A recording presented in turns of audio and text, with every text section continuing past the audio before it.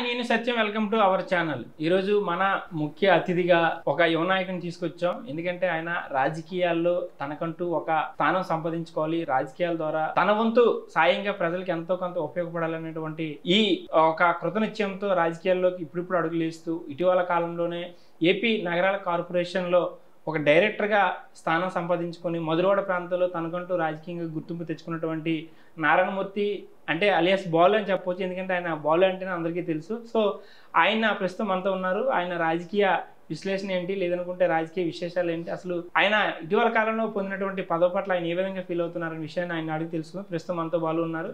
నమస్తే బాలు గారు. నారాయణమూర్తి గారు, నారాయణరావు గారు.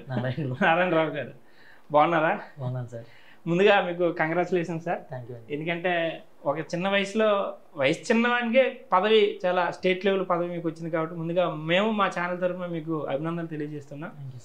అంటే బాలు అనగానే ఈ నగరంపాలెం కావచ్చు, తెమ్మపురం కావచ్చు, అంటే మధురవాడ ప్రాంతంలో కొంత గుర్తింపు ఉన్నటువంటి వ్యక్తి. సో అలాంటి వ్యక్తికి ఒకానొక దశలో మాకున్న ఇన్ఫర్మేషన్ ప్రకారంగా ఒకానొక దశలో ఒక వార్డు అధ్యక్షుగానో లేదనుకుంటే జనసేన పార్టీలో క్రియాశీలకంగా ఉన్నటువంటి నామినేటెడ్ పోస్ట్ కోసమో లేదనుకుంటే సంథింగ్ ఏదైనా మీ వార్డులో ప్రాతినిధ్యం వహించినటువంటి పోస్ట్ కావాలని ఆశించినటువంటి వ్యక్తి, అలాంటి టైంలో భంగపడ్డ వ్యక్తి. సో అలాగ ఆశించినటువంటి వ్యక్తికి ఈరోజు పార్టీ గుర్తించి రాష్ట్ర వ్యాప్తంగా రాష్ట్రంలోనే గుర్తింపు పొందేటువంటి పదవి మీకు ఇచ్చింది. సో మీరు ఎలా ఫీల్ అవుతున్నారు ఈ పదవి పట్ల? ముందుగా అంటే నేను మొదటగా ధన్యవాదాలు ఎవరు చెప్పుకోవాలంటే మా ఆరాధ్య దైవం ఆంధ్రప్రదేశ్ ఉప ముఖ్యమంత్రి కొణిదెల పవన్ కళ్యాణ్ గారు ధన్యవాదాలు తెలియజేసుకోవాలి. ఓకే. ఎందుకంటే ఆయన ఎప్పుడు కూడా చెప్తూ ఉండేవారు, రబ్బర్ చెప్పులు వేసుకునే వాళ్ళతో రాజకీయం చేస్తాను, నన్ను నమ్మండి, నన్ను నమ్మి నాతో పాటు అడుగులేయండి అని ఎప్పుడు కూడా ప్రతి ఒక్కరు చెప్తూ ఉంటే అంటే హితోపదేశం చేసేవారు. నేను అది కొంచెం బలంగా నమ్మాను. సో పదవులు అనేవి ఒకరికి వస్తాయి, ఒకరికి వస్తే ఒకరికి రాకపోవచ్చు. ఒకరు గెలిస్తేనే ఒకరు ఓడిపోయేది. సో అది నా రాత్రులు లేదనుకున్నాను. వార్డు అధ్యక్షుడు నేను ఆశపడింది నిజమే. తర్వాత కొన్ని అనివార్య కారణాల వల్ల, కొన్ని క్యాస్ట్ ఈక్వేషన్స్ వల్ల కూడా వేరే వ్యక్తికి వెళ్ళింది. సో అప్పుడు కూడా మా ఇన్ఛార్జ్ గారు సందీప్ గారు కూడా నన్ను పిలిచి ఏ లేదు ఇది కాకపోతే ఇంకొకటి వస్తుంది, బలంగా కష్టపడు అని ఆయన కూడా నా చేతిలో చేసి వెన్నంటే ప్రోత్సహించి అలా చేయించారు. ఆ రోజు నుంచి కూడా ఇంకా మళ్ళీ మరింత కసితో మరింత బలంగా కష్టపడ్డాం. పార్టీని మనం ఆ ప్రభుత్వంలోకి అధికారంలో తెచ్చాం. సో తర్వాత నీకు తెలిసింది అంతా కూడా. అంటే సాధారణంగా ఇప్పుడు నేనున్నాను అనుకోండి, నేను ఏదో ఒక ఎక్స్పెక్ట్ చేసి ఒక హోప్ పెట్టుకున్న తర్వాత అది జరగలేదంటే నేను కొంత డిసప్పాయింట్ అయ్యే వద్దు మనకి రాజకీయాలు వద్దు, లేదనుకుంటే ఇవన్నీ కథలు చెప్తారు అలాగే మనకి ఏం జరగదు అనే ఒక డిసప్పాయింట్లోకి వెళ్తుంటాను. మరి మీరు వార్డు అధ్యక్షుడిగా ఆశించారు, తీవ్ర స్థాయిలో ప్రయత్నాలు కూడా చేసుకున్నారు అప్పట్లో. మరి ఆ తర్వాత మీరు ఏం డిసప్పాయింట్ కానీ లేదనుకుంటే ఈ పార్టీకి లేకపోతే సందీప్ గారు ఇలాగే చెప్తారు అలాగే ఇలాగేమో ఆలోచించారు ఏమన్నా? అంటే ఫస్ట్ ఆ అధ్యక్షుడు లిస్ట్ వచ్చిన రోజు ఫోన్ చేశాను సందీప్ గారికి. అంటే నా పర్సనల్ చెప్పకూడదు కానీ చెప్తున్నాను. ఓకే. చేసిన తర్వాత సరే బాలు ఒకసారి కలుద్దామని వెళ్ళాను. వెళ్ళిన తర్వాత ఆయన కూర్చోబెట్టి ఇలా ఎందువల్ల ఇవ్వాల్సి వచ్చింది వేరే వ్యక్తికి, కొంచెం క్యాస్ట్ ఈక్వేషన్ వల్ల ఇవ్వాల్సి వచ్చింది, సో దానివల్ల తప్పలేదు, కానీ నీకు ఎక్కడ కూడా నీ గౌరవం తగ్గినవను, నీ హోదా తగ్గినవనని ఆయన అదే మాట చెప్తూ అదే విధంగానే వచ్చారు. ఒక అధ్యక్షుడికి ఎంత అయితే గౌరవం ఉందో వార్డులో నాకు కూడా అదే గౌరవం, అదే హోదా, అదే మర్యాద ఇస్తూ మిగతా వాళ్ళు సమన్వయపరచమని కూడా ఆ బాధ్యత కూడా నాకు జనరల్ సెక్రటరీగా ఇచ్చారు. మిగతా కొన్ని వార్డులకు ఏంటంటే ఇద్దరు చొప్పున ప్రధాన కార్యదర్శి నియమించారు. కానీ 4వ వార్డుకి వచ్చేసరికి మాత్రం నన్ను ఒక్కడనే ఉంచి నా స్థాయి మళ్ళీ వేరే వాళ్ళకి ఇవ్వకూడదని ఆయన నన్ను గౌరవించి అలాగే చేశారు. తర్వాత ఈ పార్టీ అధికారంలోకి వచ్చిన తర్వాత కూడా ఇలా నామినేటెడ్ పదవికి ఇలా అప్లై చేయమని కూడా ఆయన నాకు చెప్పారు. పెట్టు, నువ్వు కష్టపడ్డావు కదా, నీ డేటా కూడా పంపించాక ఆయన పంపించమనగా నా డేటా అంతా కూడా ఒక సాఫ్ట్ కాపీ, హార్డ్ కాపీ కూడా ఆయనకు అందజేయడం జరిగింది. ఆయన సెంట్రల్ ఆఫీస్ నుంచి ఆయన ఫాలోఅప్ చేస్తూ ఇంకా పై స్థాయి వరకు తీసుకెళ్ళి మన సెంట్రల్ ఆఫీస్ నుంచి ఇంకా ఆయన ఫాలోఅప్ చేస్తూ లాస్ట్కి లిస్ట్లో పేరు వచ్చింది. మీరు అంటే మీకు నమ్మకం ఉందా ఈ డైరెక్టర్ పోస్ట్ వస్తుందని? అంటే అప్లై చేయడం వరకు నాతో పాటు చాలా మంది అప్లై చేశారు. నేను కూడా మా ఇన్ఛార్జ్ గారిని అడిగాను, అన్నయ్య అప్లై చేశానని. నేను బేసికల్గా అన్నయ్యని ఫస్ట్ నుంచి కూడా అలవాటు అయ్యింది సార్ని అన్నాం, సందీప్ గారిని. ఒక బ్రదర్ లాగానే ఇప్పుడు కూడా కో బ్రదర్ లాగా ఆయన కూడా నన్ను ట్రీట్ చేసేవారు అనమాట. పెట్టుబడులు నేను కూడా ఫాలోఅప్ చేస్తాను, ఎందుకంటే ఆల్రెడీ నువ్వు వార్డు ప్రెసిడెంట్లో కూడా కొంచెం ఇదయ్యావు కదా, బాధపడ్డావు కదని ఆయన కూడా, ఆయనతో పాటు శ్రీబాబు గారు కూడా నన్ను ఎప్పుడు కూడా వెనకాతల నుంచి ఇలా చెయ్యు బాలు ఇలా ఇలా అని. నాకు కొంచెం అంటే అనుభవం తక్కువ, నీకు తెలియదు కాదు, నా వయసు ఇప్పుడు మా కమిటీలో కూడా అందరికంటే నాదే చిన్న వయసు. ఓకే. ఇప్పుడు ఈ కార్పొరేషన్ డైరెక్టర్లో కూడా బహుశా నాకు తెలిసి 56 కార్పొరేషన్ డైరెక్టర్లో కూడా నాదే చిన్న వయసు అని కూడా నేను అనుకుంటున్నాను. ఓకే. ఎందుకంటే నా వయసుకి ఈ స్థాయి పదవి రావడం అనేది చాలా రుణపడి ఉన్నాను. ఓకే, అంటే ఇప్పుడు మీకు డైరెక్టర్ పోస్ట్ అనేది చిన్న విషయం కాదు, అది స్టేట్ లెవెల్లో డిసైడ్ చేయాలి. సో మీకు ఈ యొక్క డైరెక్టర్ పోస్ట్ రావడానికి కీలకంగా అంటే మన కాన్స్టిట్యున్సీ కావచ్చు, లేదా విశాఖపట్నం జనసేన పార్టీ నుంచి కావచ్చు, రాష్ట్ర జనసేన పార్టీ నుంచి కావచ్చు, సో మీకు ఈ దశల వారీగా మీకు మీ పదవి రావడానికి ఫాలోఅప్ చేసిన వాళ్ళు కానీ, లేదనుకుంటే కృషి చేసిన వాళ్ళు కానీ ఎవరని అనుకుంటున్నారు? మీకు అసలు ఈ పదవి రావడానికి కీలకంగా వ్యవహరించి మీకు ఈ పదవి తెప్పించిన వాళ్ళు ఎవరంటే? అంటే ఫస్ట్ ఏంటంటే మనం డేటా అనేది ప్రతి ఒక్క కార్యకర్త కూడా చాలా టీడీపీ అవనండి, బీజేపీ అవనండి, జనసేన అవనండి, డేటా అనేది రెడీ చేసుకోమని చెప్పారు వాళ్ళు ఇన్ఛార్జీలు కానీ, ఎమ్మెల్యే కానీ. సో నాకు కూడా మా సందీప్ గారు ఇలాగే చెప్పారు, ఇలా డేటా చేయమని. నాతో పాటు చాలా మంది ఆశావాళ్ళు ఇలాగే డేటా అది చేసుకొని పంపించారు. కాకపోతే ఏంటంటే నేను మళ్ళీ ఇలా ఈ లైన్లో వెళ్తే పని అవుతుంది, ఈ లైన్ పట్టుకుని వెళ్తే అవుతున్నాను. కానీ నా వరకు వచ్చేసరికి నాతో పాటు నా స్నేహితులు రాజు కానివ్వండి, అప్పారావుని కానివ్వండి, మిగతా నా కమిటీ సభ్యులు కానివ్వండి, వాళ్ళు కూడా నాకు సపోర్ట్ చేశారు. ఎందుకంటే ఈరోజు నాకు పదవి వచ్చిందని కానీ వాళ్ళు చిన్న చూపు చూడడం కరెక్ట్ కాదు. వాళ్ళ సపోర్ట్ వాళ్ళు నాకు చేశారు. నెక్స్ట్ అదే విధంగా మన సందీప్ గారు కూడా నా డేటాని పై స్థాయికి పంపించే బాధ్యత ఇన్ఛార్జ్గా ఆయన కూడా నిర్వర్తించారు. తర్వాత నేను కూడా మళ్ళీ ప్రత్యేకించి మా చైర్మన్ అంటే మా కార్పొరేషన్ చైర్మన్తో నాకు కొంచెం పరిచయం తక్కువ కాబట్టి నాకు ఇక్కడ విజయవాడకి సంబంధించిన జనసేన పార్టీ కార్పొరేటర్ మరుపిల్ల రాజేష్ అని మా బాబాయ్ అవుతారు ఆయన వరుసకి. ఆయన కృషి కూడా చాలా వరకు నాకు హెల్ప్ అయింది. ఆయనకు కూడా ప్రత్యేకమైన ధన్యవాదాలను తెలియజేసుకుంటున్నాను. అంటే మీ స్టేట్ లెవెల్ ఇన్ఫ్లుయెన్స్ వాడారనమాట. అయితే రాజకీయం చేశారు. రాజకీయం అంటే ఇందులో ఏం లేదు. కాకపోతే మా ఫైనల్గా చేయాల్సింది ఏంటంటే ఇన్ఛార్జ్ గారిని అతిక్రమించి అయితే ఏది జరగదు. అంటే ఇప్పుడు నామినేట్ పోస్టులు అనగానే పార్టీ గుర్తించివ్వాలి. మనం ఎంత పార్టీకి కష్టపడినా ఎంత చేసినా దాన్ని ప్రొజెక్ట్ చేసుకోగలిగి అది అధిష్టానం వద్దకు తీసుకెళ్లేటువంటి ఒక ఛానల్ ఉండాలి, దానికి ఒక వ్యక్తి ఉండాలి. ఇప్పుడు నేను ఇంత కష్టపడుతున్నానని ఇప్పుడు మీరు పవన్ కళ్యాణ్ అభిమానం, మీ అధినేత పవన్ కళ్యాణ్, మీరు మధురవాడలో కావచ్చు, తిమ్మవరం కావచ్చు, అంటే భీమిలి కాన్స్టిట్యున్సీలో మీరు ఏంటంటే రాత్రి పగలు నిద్రాహారాలు మానేసి మీరు పార్టీ కోసం కష్టపడిన అది పవన్ కళ్యాణ్ తెలియవచ్చు, తెలియకపోవచ్చు. సో దాన్ని చేరవేసేందుకు కూడా ఒక ఛానల్ కావాలి. సో అంత ఇన్పుట్ అక్కడ ఇవ్వబట్టే కదా పలానా మధురవాడ ప్రాంతంలో బాలైన అబ్బాయి బాగా కష్టపడ్డాడు, ఈ పదవి ఇస్తే అర్హుడు అనే విషయాన్ని ఆయన తెలిసే కదా. సో ఆ ఛానల్ ఎవరి ద్వారా ఇల్లు ఉంటుంది అనేది కూడా అది ఇన్ఛార్జ్ గారి చేతుల మీదగానే జరుగుతుందండి. ఎందుకనంటే పార్టీ ఆఫీస్కి కార్యకర్తకి కూడా ఏ కాన్స్టిట్యున్సీ అయినా ఒక ఇన్ఛార్జ్ గారు ఉంటే ఇన్ఛార్జ్, లేదంటే ఎమ్మెల్యే గారు ఉంటే డైరెక్ట్ ఎమ్మెల్యే గారే మనకి ఈ మధ్యలో వారది. సో ఖచ్చితంగా నా వరకు నా విషయం అయితే మా ఇన్ఛార్జ్ గారు సందీప్ గారు నా డేటాను పైకి పంపించారు. పైకి పంపించిన తర్వాత వాళ్ళు అక్కడ మానిటరింగ్ చేసే బాధ్యత సెంట్రల్ ఆఫీస్ వాళ్ళు తీసుకున్నారు. సో అంటే ఈ అబ్బాయి ఎప్పుడు వచ్చాడు, ఐడి నెంబర్ కొట్టంగానే మా డేటా అంతా కూడా సెంట్రల్ ఆఫీస్లో ఉంటుంది. ఎంతమంది మెంబర్షిప్ చేయించారు, పార్టీ కార్యక్రమంలో ఏ వాటిలో పాల్గొన్నారు, ఇంక్లూడింగ్ ఫొటోస్తో పాటు కూడా డేటాను పంపించమని చెప్పారు. అంటే మా జనసేన పార్టీ వరకు అయితే మాత్రం చాలా స్ట్రిక్ట్గానే డేటా అది కొంచెం మానిటరింగ్ చేశారు. అందులో నా కష్టం ఉంది, అలానే సందీప్ గారు కృషి ఉంది, దేవుడి దయ కూడా ఉంది. అలాగే నా కమిటీ సభ్యుల సహకారం, నా కుటుంబ సభ్యుల సహకారం, భీమిలి జనసేన పార్టీ నాయకులు అంటే నాకంటే కొంచెం మంది సీనియర్స్ ఉన్నారు, పెద్దలు ఉన్నారు, వాళ్ళందరి సపోర్టు, వాళ్ళందరి సహకారంతో ప్రజెంట్ ఈ స్థాయికి వచ్చారు. అంటే వార్డ్ అధ్యక్షుడికి మీరు పోటీకి వెళ్ళి గతంలో సో వేరే వాళ్ళకి వెళ్ళిపోయింది, ఏదైనా వాట్ ఎవర్ ఏ రీజన్స్ అయినా సరే వెళ్ళిపోయింది. ఇప్పుడు ఆయన మీకు సఖ్యతగానే లేదనుకుంటే బాగానే ఉందా? మీకు ఆయనకి టర్మ్స్ బాగానే ఉన్నాయి? అంటే మొదట్లో కొంచెం చిన్న ఉండేవి, అంటే ఆయనకి అధ్యక్షత వచ్చిందని చిన్న అంటే కడుపుమంట ఉండేది, నాకే ఉండేది. వచ్చిన ఆయన సంతోషంగా ఉండేది. తర్వాత అలాగా కూర్చొని మాట్లాడి చేసినప్పుడు ఆయన కూడా నా స్థాయిని ఇప్పుడు తగ్గించలేదు. అలాగే నాకు కూడా ఈ విషయం అనే కాదు, ఆయనకి తెలిసిన విషయాన్ని క్లారిటీగా చెప్తారు, తెలియని విషయాన్ని తమ్ముడు ఇలా నాకు ఇలా సహకారం కావాలి ఆయన ఓపెన్గా అడిగేవాడు. ఒకరికొకరు సహకరించుకొని చక్కగా సమన్వయపరుస్తూ నాకు ఈ విషయంలో కూడా ఆయన కూడా సపోర్ట్ చేశారు. సో మా వార్డు అధ్యక్షుడు అప్పారావుని కూడా కొంచెం నా తరఫున ప్రత్యేకంగా ధన్యవాదాలు తెలియజేస్తాను. అంటే ఇప్పుడు జనరల్గా గత ప్రభుత్వంతో మనం ఒకసారి ఇక్కడ మాట్లాడుకోవాలి. ఎందుకంటే కార్పొరేషన్లు అనేది అంటే ఎన్ని రంగాల్లో కార్పొరేషన్లు ఉన్నాయి, ఎన్ని కులాలకి లేదా ఎన్ని రంగాల్లో కార్పొరేషన్లు ఉన్నాయని గత ప్రభుత్వంలోనే మనకు తెలిసింది. ఇప్పుడు మన జనరేషన్ వాళ్ళకి ఏంటి, ఓహో ఇన్ని కార్పొరేషన్లు ఉన్నాయా, ఇన్ని నామినేటెడ్ పోస్టులు ఉన్నాయి, ఇంత డైరెక్టర్లు, ఇంత చైర్మన్లు ఇన్ని ఉన్నాయి అనేది విషయం మనకి ఎప్పుడు తెలిసింది? ఏ గవర్నమెంట్ అయినా గత వైసీపీ ప్రభుత్వంలో మన జనరేషన్కి అయితే నాకైతే తెలిసింది అదే. ఎందుకంటే ఒక కులానికి ఒక కార్పొరేషన్ లేదనుకుంటే ఒక వర్గానికి ఒక కార్పొరేషన్ పెడతారని. అలాంటిది గతంలో వైసీపీ హయాంలో నగరాల కార్పొరేషన్ చైర్మన్ మన మధురవాడ ప్రాంతానికి ఇచ్చారు. ఎందుకంటే ఓట్ ఆఫ్ మెజారిటీ మన ప్రాంతంలో ఎక్కువ ఉన్నారు, బలంగా ఉన్నారు కాబట్టి. మరి ఈసారి ఎందుకు అది జరగలేదంటారు? అంటే ఇక్కడ నుంచి కూడా ప్రయత్నాలు జరిగినాయి, కానీ ఎప్పుడు ఇక్కడ మన మధురవాడలో ఎలాగైతే ఉందో కృష్ణా జిల్లా విజయవాడ వెస్ట్లో కూడా మా కమ్యూనిటీ అదే విధంగానే ఉంది బలంగానే. ఎందుకంటే అక్కడ ఇంచుమించు ఒక మరుపల్లి చిట్టి గారు కానివ్వండి, తమ్మిన పోతన్ గారు, వాళ్ళు కూడా బలమైన నాయకులు, ఇంక్లూడింగ్ ఎమ్మెల్యేగా చేసిన వ్యక్తులు వాళ్ళు. అంటే విజయవాడ నగరానికి కొంచెం వాళ్ళు ప్రభావితం చేసిన వ్యక్తులు వాళ్ళు. ఓకే. సో అక్కడ కూడా బలమైన మాది సామాజిక వర్గం ఉండటం చేత ఈసారి అక్కడ కొంచెం గట్టిగా ప్రయత్నాలు చేశారు.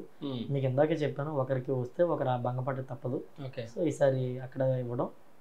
అంటే దీన్ని వైసీపీ వాళ్ళు ఏం చేస్తున్నారంటే జనరల్గా మేము ఉన్న టైంలో మాకు ఎక్కడికి చైర్మన్ పోస్ట్ మాకు వచ్చింది, సో మా ప్రభుత్వం మా పార్టీ మేలు చేసి ఈ ప్రాంతానికి ఇచ్చింది, మరి ఈ పార్టీ ఇప్పుడు వచ్చినటువంటి ఈ కూటమిలో ఇక్కడికి ఎందుకు ఇవ్వలేపారు, సో మేమే గొప్ప, మా పార్టీ గొప్ప, మా పార్టీ అధ్యక్షుడే మమ్మల్ని గుర్తించారు అనేటువంటి విషయాన్ని వాళ్ళు చెప్తున్నారు. దానికి ఏం చెప్తారు? అంటే అప్పుడు మరి విజయవాడలో ఉన్న టీడీపీ నాయకులు అప్పుడు బాధపడి ఉంటారంటారా?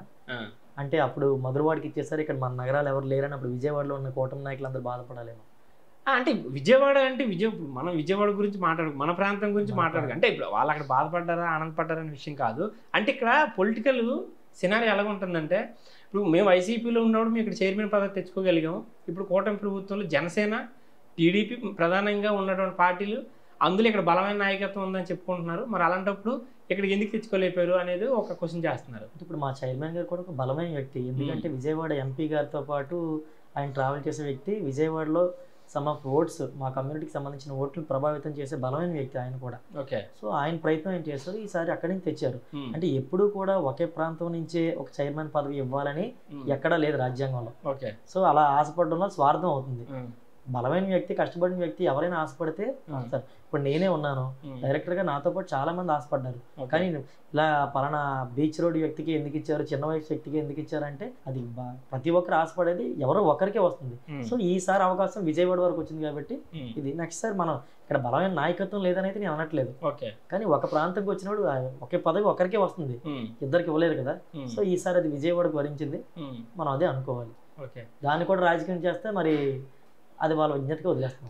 మన ప్రాంతం నుంచి, మధురవాడ ప్రాంతం నుంచి మీకు తెలిసినంత వరకు ఎవరు ట్రై చేసి ఉంటారు చైర్మన్ పదవి కావాలని? నాకు తెలిసినంత వరకు అయితే వాండా సప్లరాజ్ మాయ గారు కొంచెం ప్రయత్నించారు బలంగానే, ఆయన కూడా బలమైన వ్యక్తి, ప్రజెంట్ విశాఖ పార్లమెంటరీ దాంట్లో ఒక పదవిలో ఉన్నారు ఆయన కూడా. ఓకే. మా సామాజిక వర్గంలో ఓట్స్ ని కొంచెం ప్రభావితం చేయగలిగిన వ్యక్తి, బలమైన వ్యక్తి, ఆర్థికంగా కానివ్వండి మిగతా పరంగా కానీ మంచి వ్యక్తి, అందరితో కలుపుకోగలిగిన వ్యక్తి. ఆయన ఆశపడ్డారు, కాకపోతే ఒకరికి రావడం ఇంకొకరికి భంగపాటు తప్పదు. ఈసారి మా మాయ గారికి కొంచెం ఆయన ఒకరేనా మన ప్రాంతం నుంచి నాకు తెలిసినంత వరకు అయితే ఆయన చేశారు, ఆయన ప్రయత్నించారని నాకు తెలిసింది. లాస్ట్ టైం కూడా ఆయనకి దగ్గరికి వెళ్ళి రావాల్సింది అనేది అప్పుడు, అంటే మరి అది వైసీపీ గవర్నమెంట్, ఆయన అదేలేనా వైసీపీ గవర్నమెంట్ కాదు, అంతకుముందు కూడా ఒకసారి ఏదో ప్రయత్నం చేశారు అనేది ప్రయత్నించారు, ఏమో అది ఆయన దురదృష్టం వెంటాడుతుంది అనుకోవచ్చు. ఇప్పుడు బాలు అంటే వార్డు అధ్యక్షుడు ఆశించినటువంటి బాలుకి రాష్ట్ర వ్యాప్తంగా గుర్తింపు తెచ్చినట్టు ఒక డైరెక్టర్ పోస్ట్ చేశారు, ఒక పదవి వచ్చింది. ఇప్పుడు మీరు ఎలాగా పదవికి న్యాయం చేయాలనుకుంటున్నారు? అంటే ఫస్ట్ ఈ పదవి ఒక రెస్పాన్సిబిలిటీ ఉంటుంది, ఒక బాధ్యత ఉంటుంది, సో దానికి మనం ఎలాగ 100% ఫుల్ఫిల్ చేయగలిగితే ఎలాగ ప్రణాళిక తీసుకుంటున్నారు? అంటే ఇది రాగానే ఫస్ట్ నాకు కాళ్ళు చేతులు ఆడలేదు. అంటే ఒక వార్డు స్థాయిలో పదవిని ఆశించేవాడిని ఒక రాష్ట్ర స్థాయిలో తీసుకెళ్లి కూర్చోబెట్టారంటే నేను మళ్ళీ ఒకసారి మా ఉప ముఖ్యమంత్రి పవన్ కళ్యాణ్ గారికి, దీనికి సపోర్ట్ చేసిన మా సందీప్ గారికి, భీముడు నియోజకవర్గంలో ప్రతి ఒక్క జనసేన కార్యకర్త కూడా నా నమస్కారాలు తెలియజేసుకున్నాను. ఎందుకంటే ఈ రోజు నేను ఉన్నానంటే వీళ్ళందరూ ఉండబట్టే నేను ఇక్కడ మీతో కూర్చొని మాట్లాడుతున్నాను. ఇది నమ్మినా నమ్మకపోయినా కూడా నిజం, సత్యం. కానీ దీని మీద నాకు కొంచెం అవగాహన ఉంది, సగం మిగతా తెలుసుకోవాల్సింది ఏంటంటే మా ఇన్ఛార్జ్ వర్యులు సందీప్ గారు కొంచెం బయట ఉన్నారు, ఆయన రాగానే ఆయన సూచనల మేరకు మా పార్టీలో కూడా కొంచెం మంది పెద్దలు ఉన్నారు, పెద్దలతో పాటు కూర్చొని ఇలా ఏ విధంగా చేయాలి, దీంట్లో సూచనలు ఏంటని తీసుకొని మా కమ్యూనిటీలో కానీ మిగతా నాకు తెలిసిన వారు ఎవరైనా వెనకబడిన తరగతులు చదువుకునే యువకులు, చదువుకోవాలనుకున్న చదువుకోలేని యువకులు, లేదంటే స్పోర్ట్స్లో కానీ వెనకబడిన యువకులు, వాళ్ళ సాయం, అలాంటి వారికి నేను సహకరించి వాళ్ళ అభివృద్ధికి నేను తోడ్పాటు చేద్దామని నా అదే బలమైన ఆలోచన. నెక్స్ట్ మా కమ్యూనిటీ వరకు వచ్చేసరికి ఏంటంటే స్టేట్ వైడ్గా ఉన్నారు, కాకపోతే అక్కడక్కడ ఉన్నారు. వాళ్ళు ఏంటంటే మా చైర్మన్ గారిని నేను కోరుకొని మిగతా డైరెక్టర్లు కూడా కోఆర్డినేట్ చేసుకొని వెళ్ళి పలానా విలేజ్లో ఎంతమంది మన పాపులేషన్ ఉంది, ఎంతమంది పాపులేషన్ ఉందని కొంచెం కులగణం టైప్లో మా వరకు మేము చేసి, అంటే ఇక్కడ కులాలని విడదీస్తున్నానని కాదు, మా కులం తరపున వచ్చింది కాబట్టి దాన్ని కొంచెం బలంగా ఇచ్చేసి కొంచెం బయటికి తెద్దాం, ఎక్స్పోజ్ చేద్దాం అనే ఆలోచన అయితే నాకు ఉంది. అంటే ఇప్పుడు ఇది అఫీషియల్గా పదవి స్వీకారం అయిపోయిందా? ఇది అంటే అఫీషియల్గా అనేది అయిపోయిందండి. ఓకే. మొన్న రీసెంట్లీ లాస్ట్ మండే అయిపోయింది. అంటే గవర్నమెంట్ జీవో వచ్చిన తర్వాత చాలా డిలే అవుతుందని మాకు 5వ తారీఖున ఒక ఆత్మీయ సమావేశం లాగా మా చైర్మన్ గారు మిగతా డైరెక్టర్లు అందరూ కలిపి విజయవాడ తుమ్మలపల్లి కళాక్షేత్రంలో ఏర్పాటు చేద్దాం అనుకున్నారు. దాని గురించి ఏర్పాట్లు చేస్తున్నారు. ఓకే. మన మీటింగ్ కూడా దానికోసం జరిగింది. అంటే ఇప్పుడు ఇక్కడ కార్పొరేషన్ అనగానే ఇప్పుడు నగరాల కార్పొరేషన్ అంటే కులానికి సంబంధించి సామాజికంగా ఆ వర్గం బలోపేతం కావాలి, దానికోసం నిధులు కావచ్చు, ప్రణాళిక కావచ్చు, ఇంప్లిమెంటేషన్ కావాలి, జరుగుతూ ఉంటుంది. అలాంటిది ఇప్పుడు మధురవాడ ప్రాంతానికి గతంలో చైర్మన్ పోస్ట్ వచ్చినప్పటికీ కూడా మీకున్న అవగాహన మేరకు ఇక్కడికి రావడం పట్ల నేను ఎందుకు ఇందాక అడిగానంటే, చైర్మన్ పోస్ట్ ఇక్కడికి వస్తే వేరేగా ఉంటుంది, వేరే ప్రాంతానికి వెళ్తే వేరేగా ఉంటుంది. సో అలాంటిది గతంలో ఇక్కడ చైర్మన్ పోస్ట్ వచ్చినప్పటికీ కూడా మీ యొక్క సామాజిక వర్గానికి ఏమైనా ఉపయోగపడిందంటే? నాకు తెలిసినంత వరకు అయితే నాకైతే అంటే ఇప్పుడు ఎందుకు అంటున్నానంటే, మీకు అవగాహన ఉంటుంది. మీరు ఈరోజు డైరెక్ట్ రేస్లోకి వచ్చారంటే ఓవర్ నైట్లో అయిపోలేదు. మీరు గతంలో ఎన్నో విధాలుగా ఆలోచించి ఎంతో కష్టపడి మీ సామాజిక వర్గానికి ఏం జరుగుతుంది, గతంలో ఏం జరిగింది అనేటువంటి అవగాహన మీకు ఉంటుంది. సో అలాంటిది ఇక్కడికి వస్తే ఏంటి లాభం, ఒకవేళ రాకుండా ఈరోజు విజయవాడకి వెళ్ళిపోవడం వల్ల ఏమైనా నష్టం ఉంటుందంటే? అంటే నాకు తెలిసినంత వరకు అయితే ఎక్స్ చైర్మన్ కూడా నాకు కొంచెం బంధువే. ఓకే. బాబాయ్ గారు అవుతారు. అందరూ బంధువులు ఉంటారు. మా బాబాయ్ గారు అవుతారు. ఆయన్ని అడిగారు, బాబాయ్ ఇలా ఉంది పొజిషన్ అంటే కొన్ని విషయాలు ఆయన సాయం చేశారు. అంటే ఇది పార్టీలకు అతీతంగా మాట్లాడాల్సిన విషయం. కొన్ని విషయాల్లో కొంచెం స్కాలర్షిప్స్ విషయంలో కానీ వాటిలోనే చేశారు. మిగతా లాస్ట్ టైం ఏంటంటే చేతిలో ప్లేట్ పెట్టారు కానీ దాంట్లో అన్నం వేయలేదు. జగన్ గవర్నమెంట్ లో చేతిలో పళ్ళెం పెట్టారు, దాంట్లో అన్నం వేయలేదు.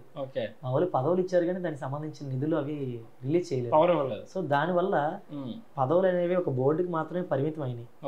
తర్వాత ఏదైనా చెయ్యాలనే ఆలోచన ఉన్నా కూడా ఏమీ చేయలేకపోయారు. సో మా కూటమి ప్రభుత్వం ఏంటంటే ఇప్పటికే సూపర్ 6 అన్నారు.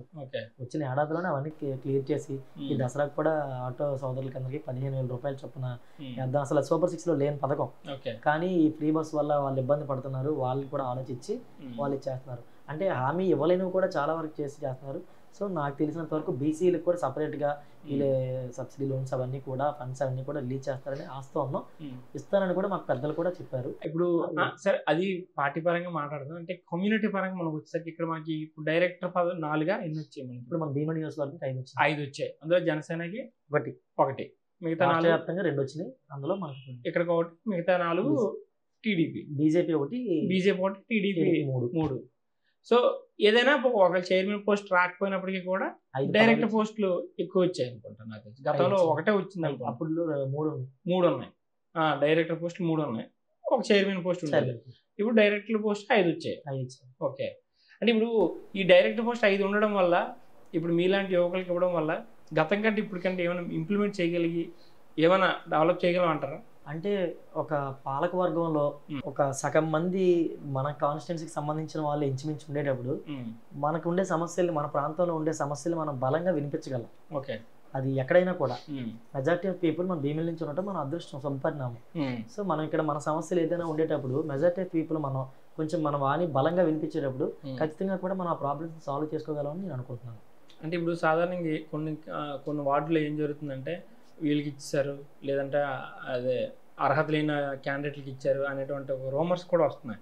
లేదనుకుంటే చైర్మన్ ఇవ్వలేదు కదా, ఏదో ఒకటి 4 డైరెక్టర్ పోస్టులు వేసేస్తే వాళ్ళే ఊరుకుంటారు అని ఆ కోణంలో కూడా డైరెక్టర్ పోస్టులు ఎక్కువ ఇచ్చారని అంటున్నారు. దానికి ఏమంటారు? సో ఒకటి ఏంటంటే, ఒకరికి భంగపాటుకు గురైన వ్యక్తి ఏదైనా మాట్లాడతారు. ఓకే. నరల నిన్నాళ్ళకే ఎన్నైనా మాట్లాడుతుంది అనేటట్టు. సో ఆయన భంగపాటుకు గురైన వ్యక్తి ఎన్నైనా మాట్లాడతారు. అర్హత లేకుండా సెంట్రల్ ఆఫీస్లో మానిటరింగ్ చేసి ఎవరికి ఏ పదవి కూడా రాదు, ఇవ్వరు. ఒకవేళ అర్హత లేకపోతే ఫస్ట్ ఇక్కడి నుంచి డేటా పంపించేటప్పుడే మా ఇన్ఛార్జీలు కానీ మా ఎమ్మెల్యేలు కానీ ఎవరు కూడా పంపించరు. ఓకే. సో అక్కడే అర్హత తెలిపోయింది కదా. సో ఇంకా అవన్నీ కూడా గాలి వార్తలని మీరు అనుకోవాలి. ఓకే. మీకు ఈ డైరెక్టర్ అనౌన్స్ చేసిన తర్వాత 1 మంత్ అవుతుంది, ఒక 13 days అవుతుంది, 13 to 20 days మధ్య. సందీప్ గారిని కలిసారా? ఆయన సమ్ ఆఫ్ రీజన్ వల్ల కొన్ని ఫ్యామిలీ దీనివల్ల కొన్ని రోజులు బయట ఉన్నారు. పొల్యూషన్ బోర్డు దీని అసెంబ్లీలో కొంచెం ఇష్యూ అయింది. సార్ అక్కడ ఆ పని మీద కొంచెం ఉంటూ విజయవాడలో పొల్యూషన్ సంబంధించినవి ఆ పనుల మీద ఉన్నారు ఆయన. సో 27వ తారీఖున వస్తానని నాకు కాల్ చేయడం జరిగింది. ఇలా వచ్చిన తర్వాత మాట్లాడదాం వాళ్ళు అని. ఆయన ఎప్పుడు కూడా మీరు మీరు బిజీగా ఉన్నట్టున్నారు ఈ సమావేశాలు, ఆత్మీయ సమావేశాలు. ఈలోపు ఆత్మీయ సమావేశాలు, సన్మాన సభ, నెక్స్ట్ ఈలోపు బీసీ భవన్లో మాది ప్రమాణ స్వీకారం అఫీషియల్గా అది జరిగింది. ఈలోపు నాకు ఉంటారు కదా మా చుట్టాలనంగా, మా జనసేన కుటుంబ సభ్యులు, తెలుగుదేశం కుటుంబ సభ్యులు అందరూ కూడా, మా బీజేపీ కుటుంబ సభ్యులు అందరూ కూడా వచ్చి సన్మానించడం, విష్ చేయడం జరిగింది. ఇదివరకటి మీద నా బాధ్యత పెరిగింది కాబట్టి ప్రతి ఒక్కరు నేను కూడా పర్సనల్గా వెళ్ళి కలిసి ఇలా మర్యాదపూర్వకంగా వెళ్ళి కలవడం కూడా జరుగుతుంది. అయితే కలిసారు, అందరినీ కలిసారా? కొంతమందిని కలవలేదు. అది కూడా ఏంటంటే మా ప్రోటోకాల్ ఇష్యూ ప్రకారంగా ఉంటుంది కాబట్టి మా ఇన్ఛార్జ్ గారు వచ్చి ఆయన సమక్షంలో మా జనసేన కుటుంబ సభ్యులందరి సమక్షంలో వేరే పార్టీ వాళ్ళని కలిసారా? ఇప్పుడు వచ్చేది మరి వేరే పార్టీ వాళ్ళు. మీ పార్టీ కూటమి నాయకులు అంటే జస్ట్ అలా మర్యాదపూర్వకంగా ఫోన్ లో మాట్లాడడం జరిగింది. అంటే ప్రోటోకాల్ ఇష్యూ చెప్పాను కదా, కొన్ని ఏదైనా మాకు ఎన్ని వచ్చినా కూడా నా జనసేన పార్టీ తర్వాతే ఏదైనా కూడా నాకు నా పార్టీ తరఫున గుర్తింపు వచ్చింది కాబట్టి నా పార్టీ తర్వాతే ఏదైనా. ఓకే. అంటే ఇప్పుడు లోకల్ గా అందరితో కమ్యూనికేట్ అయ్యి మీకు అంటే ఇప్పుడు ఇదివరకు అంటే వేరే కమ్యూనిటీ పరంగా అందరూ ఒక దగ్గర ఉన్నప్పుడు కూడా కొంత పరిచయాలు ఉండొచ్చు, లేదంటే ఉండకపోవచ్చు. సో ఇప్పుడు మీకు ఆ పదవి వచ్చిన తర్వాత మొత్తం అందరితో మీరు కలిసి చూస్తూ ఉన్నాం ఈ మధ్యన సాల్వాలు, సన్మానాలు, సత్కారాలు. అంటే ఆబ్వియస్లీ ఏ వ్యక్తికైనా ఒక బాధ్యత పెరిగినప్పుడు ఏంటంటే ఇవి పెరిగితే సేమ్ టైం మన రెస్పాన్సిబిలిటీ కూడా పెరుగుతుంది. సో అందువల్ల ఏంటంటే మీరు ఒక స్టేట్ లెవెల్లో మీకు ఆ డైరెక్టర్ పోస్ట్ వచ్చింది కాబట్టి ఆటోమేటిక్గా మీకు ఆ బాధ్యతలు, బరువులు అన్నీ పెరుగుతూ ఉంటాయి. ఇక్కడ ఏం లేదు బాలు గారు, ఓకే ఇదంతా ఓకే, మీరు జనసేన పార్టీ నుంచి వచ్చారు, మీ క్రెడిబిలిటీ, మీ కష్టం అన్ని వర్కౌట్ అయ్యి మీకు పోస్ట్ వచ్చింది, వదిలేయండి. గ్రౌండ్ లెవెల్లో మీరు మాట్లాడితే కూటమి అని అంటే మీరంటే అందరూ కూటమి అని చెప్తున్నారు, కానీ గ్రౌండ్ లెవెల్లో వచ్చేసరికి మాత్రం అంత సఖ్యత కానీ అంత సాన్నిధ్యం కానీ ఉండడం లేదనేది ఒక టాక్ నడుస్తుంది.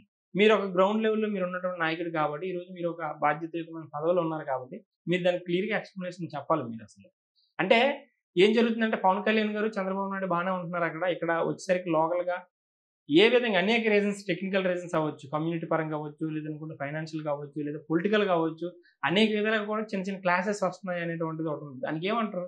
మీ వార్డులో పరిస్థితి ఎలా ఉందంటే అంటే ఒక చేతికున్న వేలే ఒక రకంగా ఉండవు.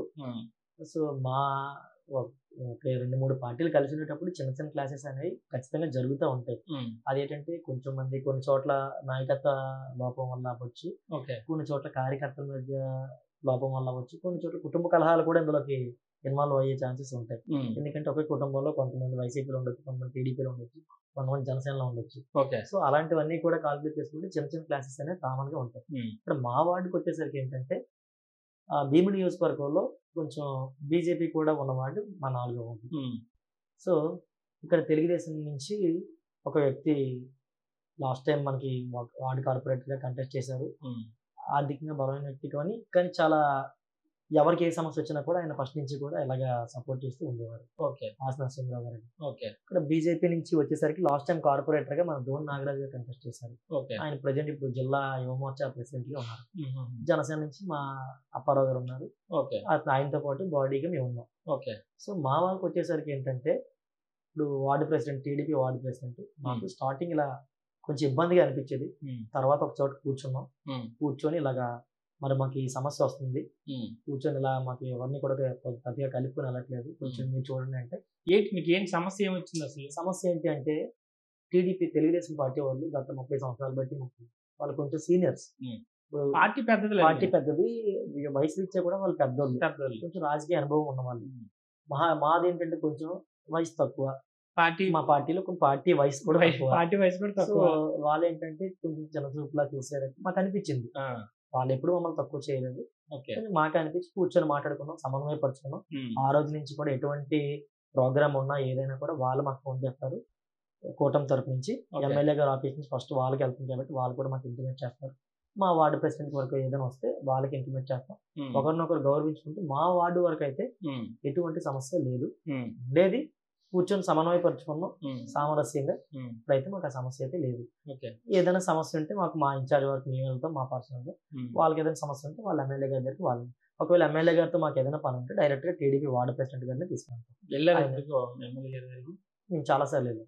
చాలా సార్లు మా వార్డ్ ప్రెసిడెంట్ మా కమిటీ కూడా చాలా సార్లు వెళ్ళాం. అంటే టీడీపీ జనసేన మీరు అందరూ కలిసి వెళ్ళారు. మేము అందరం కలిసి ఉంటాం. ఓకే. ఇప్పుడు ఏదైనా పెద్ద సమస్య వచ్చినా కూడా వాళ్ళు కూడా మమ్మల్ని కలుపుతారు, ఇలా రండి ఇలా చేద్దాం అని అంటారు. మిగతా వార్డుల విషయం వరకు ఏమో నాకైతే తెలియదు. అంటే ఎక్కువ నేను ఒక వార్డు స్థాయి నాయకుని నేను కూడా నా వార్డు ఉన్నటువంటి పొలిటికల్ మా వార్డులో అయితే మాకు అటువంటి ఇబ్బంది లేదు. టీడీపీ వాళ్ళు మేము కూడా సోదర భావంతో వెళ్తాం ఇప్పటి వరకు. మా వార్డు నుంచి ఇంకా ఆయన కూడా తెలుగుదేశం పార్టీ నుంచి సేమ్ డైరెక్టర్ పోస్ట్ వచ్చింది. ఓకే. ఆయన కూడా మా మామయ్య గారు అవుతారు, మా ఊరు విలేజ్. ఆయన కూడా గత 35 సంవత్సరాలు బట్టి తెలుగుదేశం పార్టీ ఇదే కమ్యూనిటీ, ఇదే ఊరు, ఇదే పోతున్న అప్పలరాజు గారు అని. ఆయన కూడా గత 35 సంవత్సరాలు బట్టి నా వయసు కంటే ఎక్కువ నుంచి ఆయన తెలుగుదేశం పార్టీ కూడా ప్రయాణిస్తున్నారు. ఆయన కూడా గుర్తించి అంటే ఇప్పుడు మీ గ్రామం చెందిన మా గ్రామం చెందిన మీ గ్రామం నుంచి 2 డైరెక్టర్ పోస్టులు. గత ప్రభుత్వంలో మా గ్రామాన్ని ఎవరు గుర్తించలేదు. మా కూటమి ప్రభుత్వం వచ్చిన తర్వాత మాది ఒక మారుమూల గ్రామం అయినా కూడా ఇంకేం గుర్తిస్తారు, చైర్మన్ ఇచ్చే గుర్తించారు. ఇంకా మళ్ళీ మధురవాడ అంటే మధురవాడ వేరు. మధురవాడలో ఎప్పుడు కూడా మా విలేజ్ ఒక భారతదేశం కింద శ్రీలంక లాగే మమ్మల్ని తీసుకున్నారు. ఇప్పుడు ఏంటంటే శ్రీలంక కూటమి ప్రభుత్వం గుర్తించిందని. జనరల్ గా ఎలా ఉంటుందంటే నగరం పాలనలో అంటే నగరాలని సామాజిక వరకు మధురవాడ ప్రాంత పరిధిలోనే ఉన్నారు అనేది ఒకటి ఉంది. ఇంకా బీచ్ రోడ్కి వచ్చేసరికి మాక్సిమం ఎవరి మైండ్లో ఏముంటారు, ప్రెస్టీజ్ కమ్యూనిటీ ఎక్కువ ఉంటారు కాబట్టి సో ఇక్కడ కూడా ఉన్నారా అని ఒక డౌట్ ఉంటుంది. మీలాంటి వాళ్ళు బయటకు వచ్చారు కాబట్టి ఆటోమేటిక్గా పలానా నగరం పాలనలో నగరాలు బలమైన నగరాలు ఉన్నారు, నాయకులు ఉన్నారు అనేది కూడా ఇప్పుడు తెలుస్తుంది. మీరున్నారు స్టేట్ లెవెల్లో మీరు వెళ్ళారు కాబట్టి మీరు ఈరోజు కొంచెం బయటకు వెళ్తున్నారు, ఏదైనా తెలుస్తుంది. సోషల్ మీడియా కావచ్చు బయటకు వెళ్తుంది. ఎప్పుడైనా సరే అది జరుగుతుంది. ఖచ్చితంగా కొద్ది కష్టం. కొంచెం రూరల్గా ఉండేటప్పుడు ఏంటంటే ఎవరికైనా మనిషికైనా గ్రామానికైనా కొంచెం ఫైండ్ అవుట్ చేయడం కొద్దిగా లేట్ అవుతూ ఉంటుంది అనమాట. సో అది ఇప్పుడు మీ ద్వారాగా అది, ఎందుకంటే మీ ఊరికి 2 పోస్టులు వచ్చాయి కదా, నగరాల డైరెక్టర్లు 2 ఉన్నారంటే ఖచ్చితంగా ఆటోమేటిక్గా పలా నగరం పాలెం బాలు, పలా నగరం పాలెం అప్పలరాజు అనేటువంటి ఇది వెళ్తుంటాయి కాబట్టి ఇప్పుడు బ్యాలెన్స్ అయిపోద్ది కూడా. ఎందుకంటే గతం కంటే ఇప్పుడు పోల్చుకుంటే. సో ఇది ఓకే. జనసేన విషయానికి వస్తే భీమిలి నియోజకవర్గంలో సందీప్ గారికి కష్టపడే వ్యక్తి, పార్టీకి చాలా దగ్గరగా ఉండేటువంటి వ్యక్తి, మీ యొక్క నాయకుడికి చాలా దగ్గరగా మీరు ఎలాగైతే అన్నయ్యని ఫీల్ అవుతారు, నాకు తెలిసినంత ఆయన అన్నయ్యని ఫీల్ అయ్యే ఇదిగా ఉంటారు. మరి అలాంటి వ్యక్తికి న్యాయం జరిగిందా అని అంటే బాలు గారు మీరు చెప్పండి. అంటే మాకంటే కొంచెం అంటే ఈయనకి వచ్చింది కూడా కొంచెం చిన్న పోస్ట్ అని అందరూ అనుకుంటున్నారు, కానీ సందీప్ గారికి వచ్చింది చెప్పండి అసలు ఆ పోస్ట్ నాన్ పొలిటికల్ పోస్ట్ అంటే ఆ కమిటీలో పొల్యూషన్ బోర్డు కమిటీలో ఒక ఎమ్మెల్యేస్ కానీ లేకపోతే ఎవరికి అంత బేగా ఛాన్సెస్ ఇవ్వరు. సమ్ ఆఫ్ అంటే రిటైర్డ్ ఐఏఎస్ ఆఫీసర్స్ ని, రిటైర్డ్ జడ్జిల్ని, బాగా చదివిన వ్యక్తులను మాత్రమే, విషయ పరిజ్ఞానం ఉండే వ్యక్తులు మాత్రమే ఇస్తారు. నాన్ పొలిటికల్ గా ఏంటంటే ఇందులో ఈ సందీప్ గారి కమిటీలో 3 మెంబర్స్ ని తీసుకున్నారు. ఒక ఆయన ఏఈలో బయాలజీ డిపార్ట్మెంట్ అనుకుంటా సంబంధించిన మెంబర్, కంట్రోల్ బోర్డు లో మెంబర్ గా, ఆయన పేరు కూడా సందీప్ అనుకుంటున్నారు. చిత్తూరు జిల్లాకు సంబంధించిన ఒక వ్యక్తి వ్యవసాయ రైతు, ఆయన తెలుగుదేశం పార్టీ నుంచి ఆయన ఇచ్చారు. సందీప్ గారు అంటే పిహెచ్డీ చేసిన వ్యక్తి, బాగా మాట్లాడగలరు, ఏదైనా సమస్యల మీద పోరాటం చేయగలరు. ఎందుకంటే పొల్యూషన్ అనేసరికి ప్రతిదీ కూడా విప్లవం లాగే పోరాటం చేయాల్సి వస్తుంది. సందీప్ గారికి కూడా అందరూ చోటు కల్పించారు. మిగతా వాళ్ళందరూ కూడా రిటైర్డ్ ఐఏఎస్ జడ్జిలు వాళ్ళు ఉంటారు వాళ్ళ దాంట్లో. ఇది పొలిటికల్ గా దీనికి ఎటువంటి సంబంధం ఉండదు, నాన్ పొలిటికల్ కమిటీ అనమాట. సో అలాంటి గౌరవమైన ఉన్నతమైన కమిటీలో వేశారు. సో అది చాలా మంచి వాల్యుబుల్ పోస్ట్ అది. ప్లస్ బాధ్యతాయుతమైన పోస్ట్ సందీప్ గారు మాత్రమే చేయగలరని నమ్మకం ఉంచి మరి కళ్యాణ్ గారు అందులో వేశారని నేను అనుకున్నాను. దానికి చైర్మన్ గా కృష్ణయ్య గారు నియమించి అదేలేండి. అంటే చాలా మంది ఏమనుకుంటున్నారంటే సందీప్ గారికి చిన్న పోస్ట్ ఇచ్చారు, మేము కాలు రాయరేసుకొని చెప్పేటంత పెద్ద పోస్ట్ కాదు అనేటువంటి భ్రమంలో ఉన్నారు. అంటే నాకు తెలుసు ఏంటనేది, మీకు తెలుసు. కానీ మీ సైనికులు, జన సైనికులు చాలా మంది గ్రామాల్లో ఉండేటువంటి నాయకులు కూడా వాళ్ళందరూ కూడా ఏదో ఇచ్చారులే సందీప్ ఏదో చేశారులే అనేటువంటి ఫీలింగ్ లో ఉన్నారనమాట. అంటే వాళ్ళందరికీ మీలాంటి వాళ్ళు చెప్పగలిగేది ఏదైనా ఉంటే కొంచెం వాళ్ళకి అర్థమవుతుంది కదా. ఎందుకంటే నేను చెప్పాను అనుకోండి, మీరంటారు మన అబ్బాయి మన కుర్రాడు అంటాడు, కానీ మీలాంటి వాళ్ళు పార్టీలో ఉన్న వ్యక్తులు చెప్తే కొంతవరకు వాళ్ళకి రీచ్ అయ్యే అవకాశం ఉంటుంది అనమాట. ఆయనకి ఇచ్చిన పదవి మనం కాలు ఎగరేసుకుంటే అది ఉపయోగం ఉండదు. ఆయనకి ఇచ్చిన పదవి వల్ల 10 మందికి మేలు జరిగితే దానికి వల్ల ఉపయోగం ఉంటుంది, నేను బలంగా నమ్ముతున్నాను. సందీప్ గారికి ఇచ్చిన పదవి మన కాలు ఎగరేయడం వల్ల 10 మందికి ఉపయోగం ఇక్కడ రాదు, దానివల్ల యూజ్లెస్.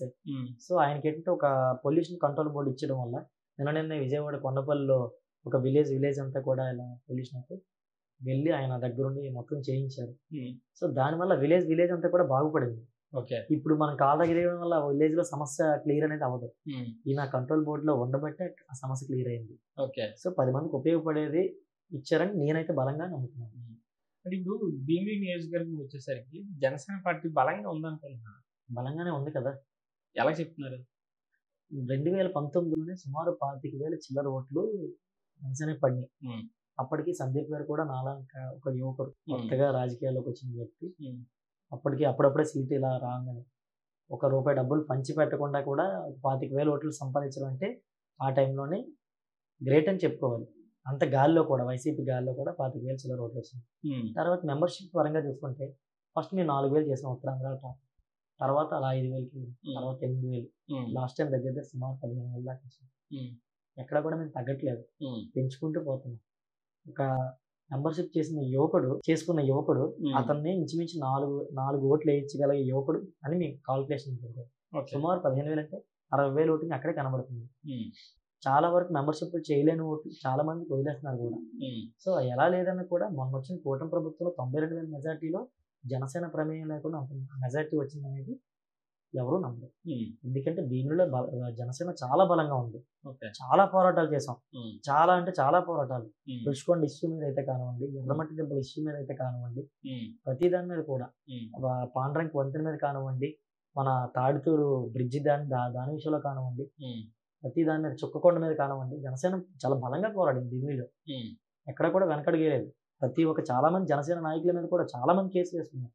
చాలా మంది ఇదివరకు ప్రయత్నించారు. సందీప్ గారి దయ వల్ల అలాగా చేసాం. చాలా వరకు కేసులు పడలేదు, ఒకటి పడలేదు. ఓకే, పెట్టుకోవాల్సింది లాస్ట్ లో చేయాల్సింది. ఇదే బ్లాక్ షర్ట్ ఆ రోజు కూడా అంటే వైట్ షర్ట్ వేస్తే అయ్యిందేమో. బ్లాక్ షర్ట్ వేయడం అంటే ఏదో కామన్ మ్యాన్ తీసి ఎప్పుడైనా కూడా మా ఇన్ఛార్జ్ గారు కానీ కొంతమంది మన శ్రీబాబు గారు, కృష్ణ గారు అట్లా ఏంటంటే అంతవరకు వస్తే ముందు వరుసలో వాళ్ళే నించుండేవారు. ఓకే. మమ్మల్ని వెనకాతలు నించోబెట్టి ముందు వరుసలో వాళ్ళు నించోని మమ్మల్ని ప్రొటెక్ట్ చేస్తున్నారు. ఆ విషయంలో మాత్రం గర్వంగా చెప్పగలను. సందీప్ గారి మీద సుమారు 19 కేసులు వేసుకున్నారు. ఓకే. చాలా బలంగా కేసులు వేసుకుని పాపం ఇప్పటికీ కూడా ఆయన కోర్టులో కేసులు అవుతాయి చాలా వరకు. అంటే ముందు వరుసలో వాళ్ళు నించొని వెనకాతల వరుస మమ్మల్ని నించోబెట్టారు.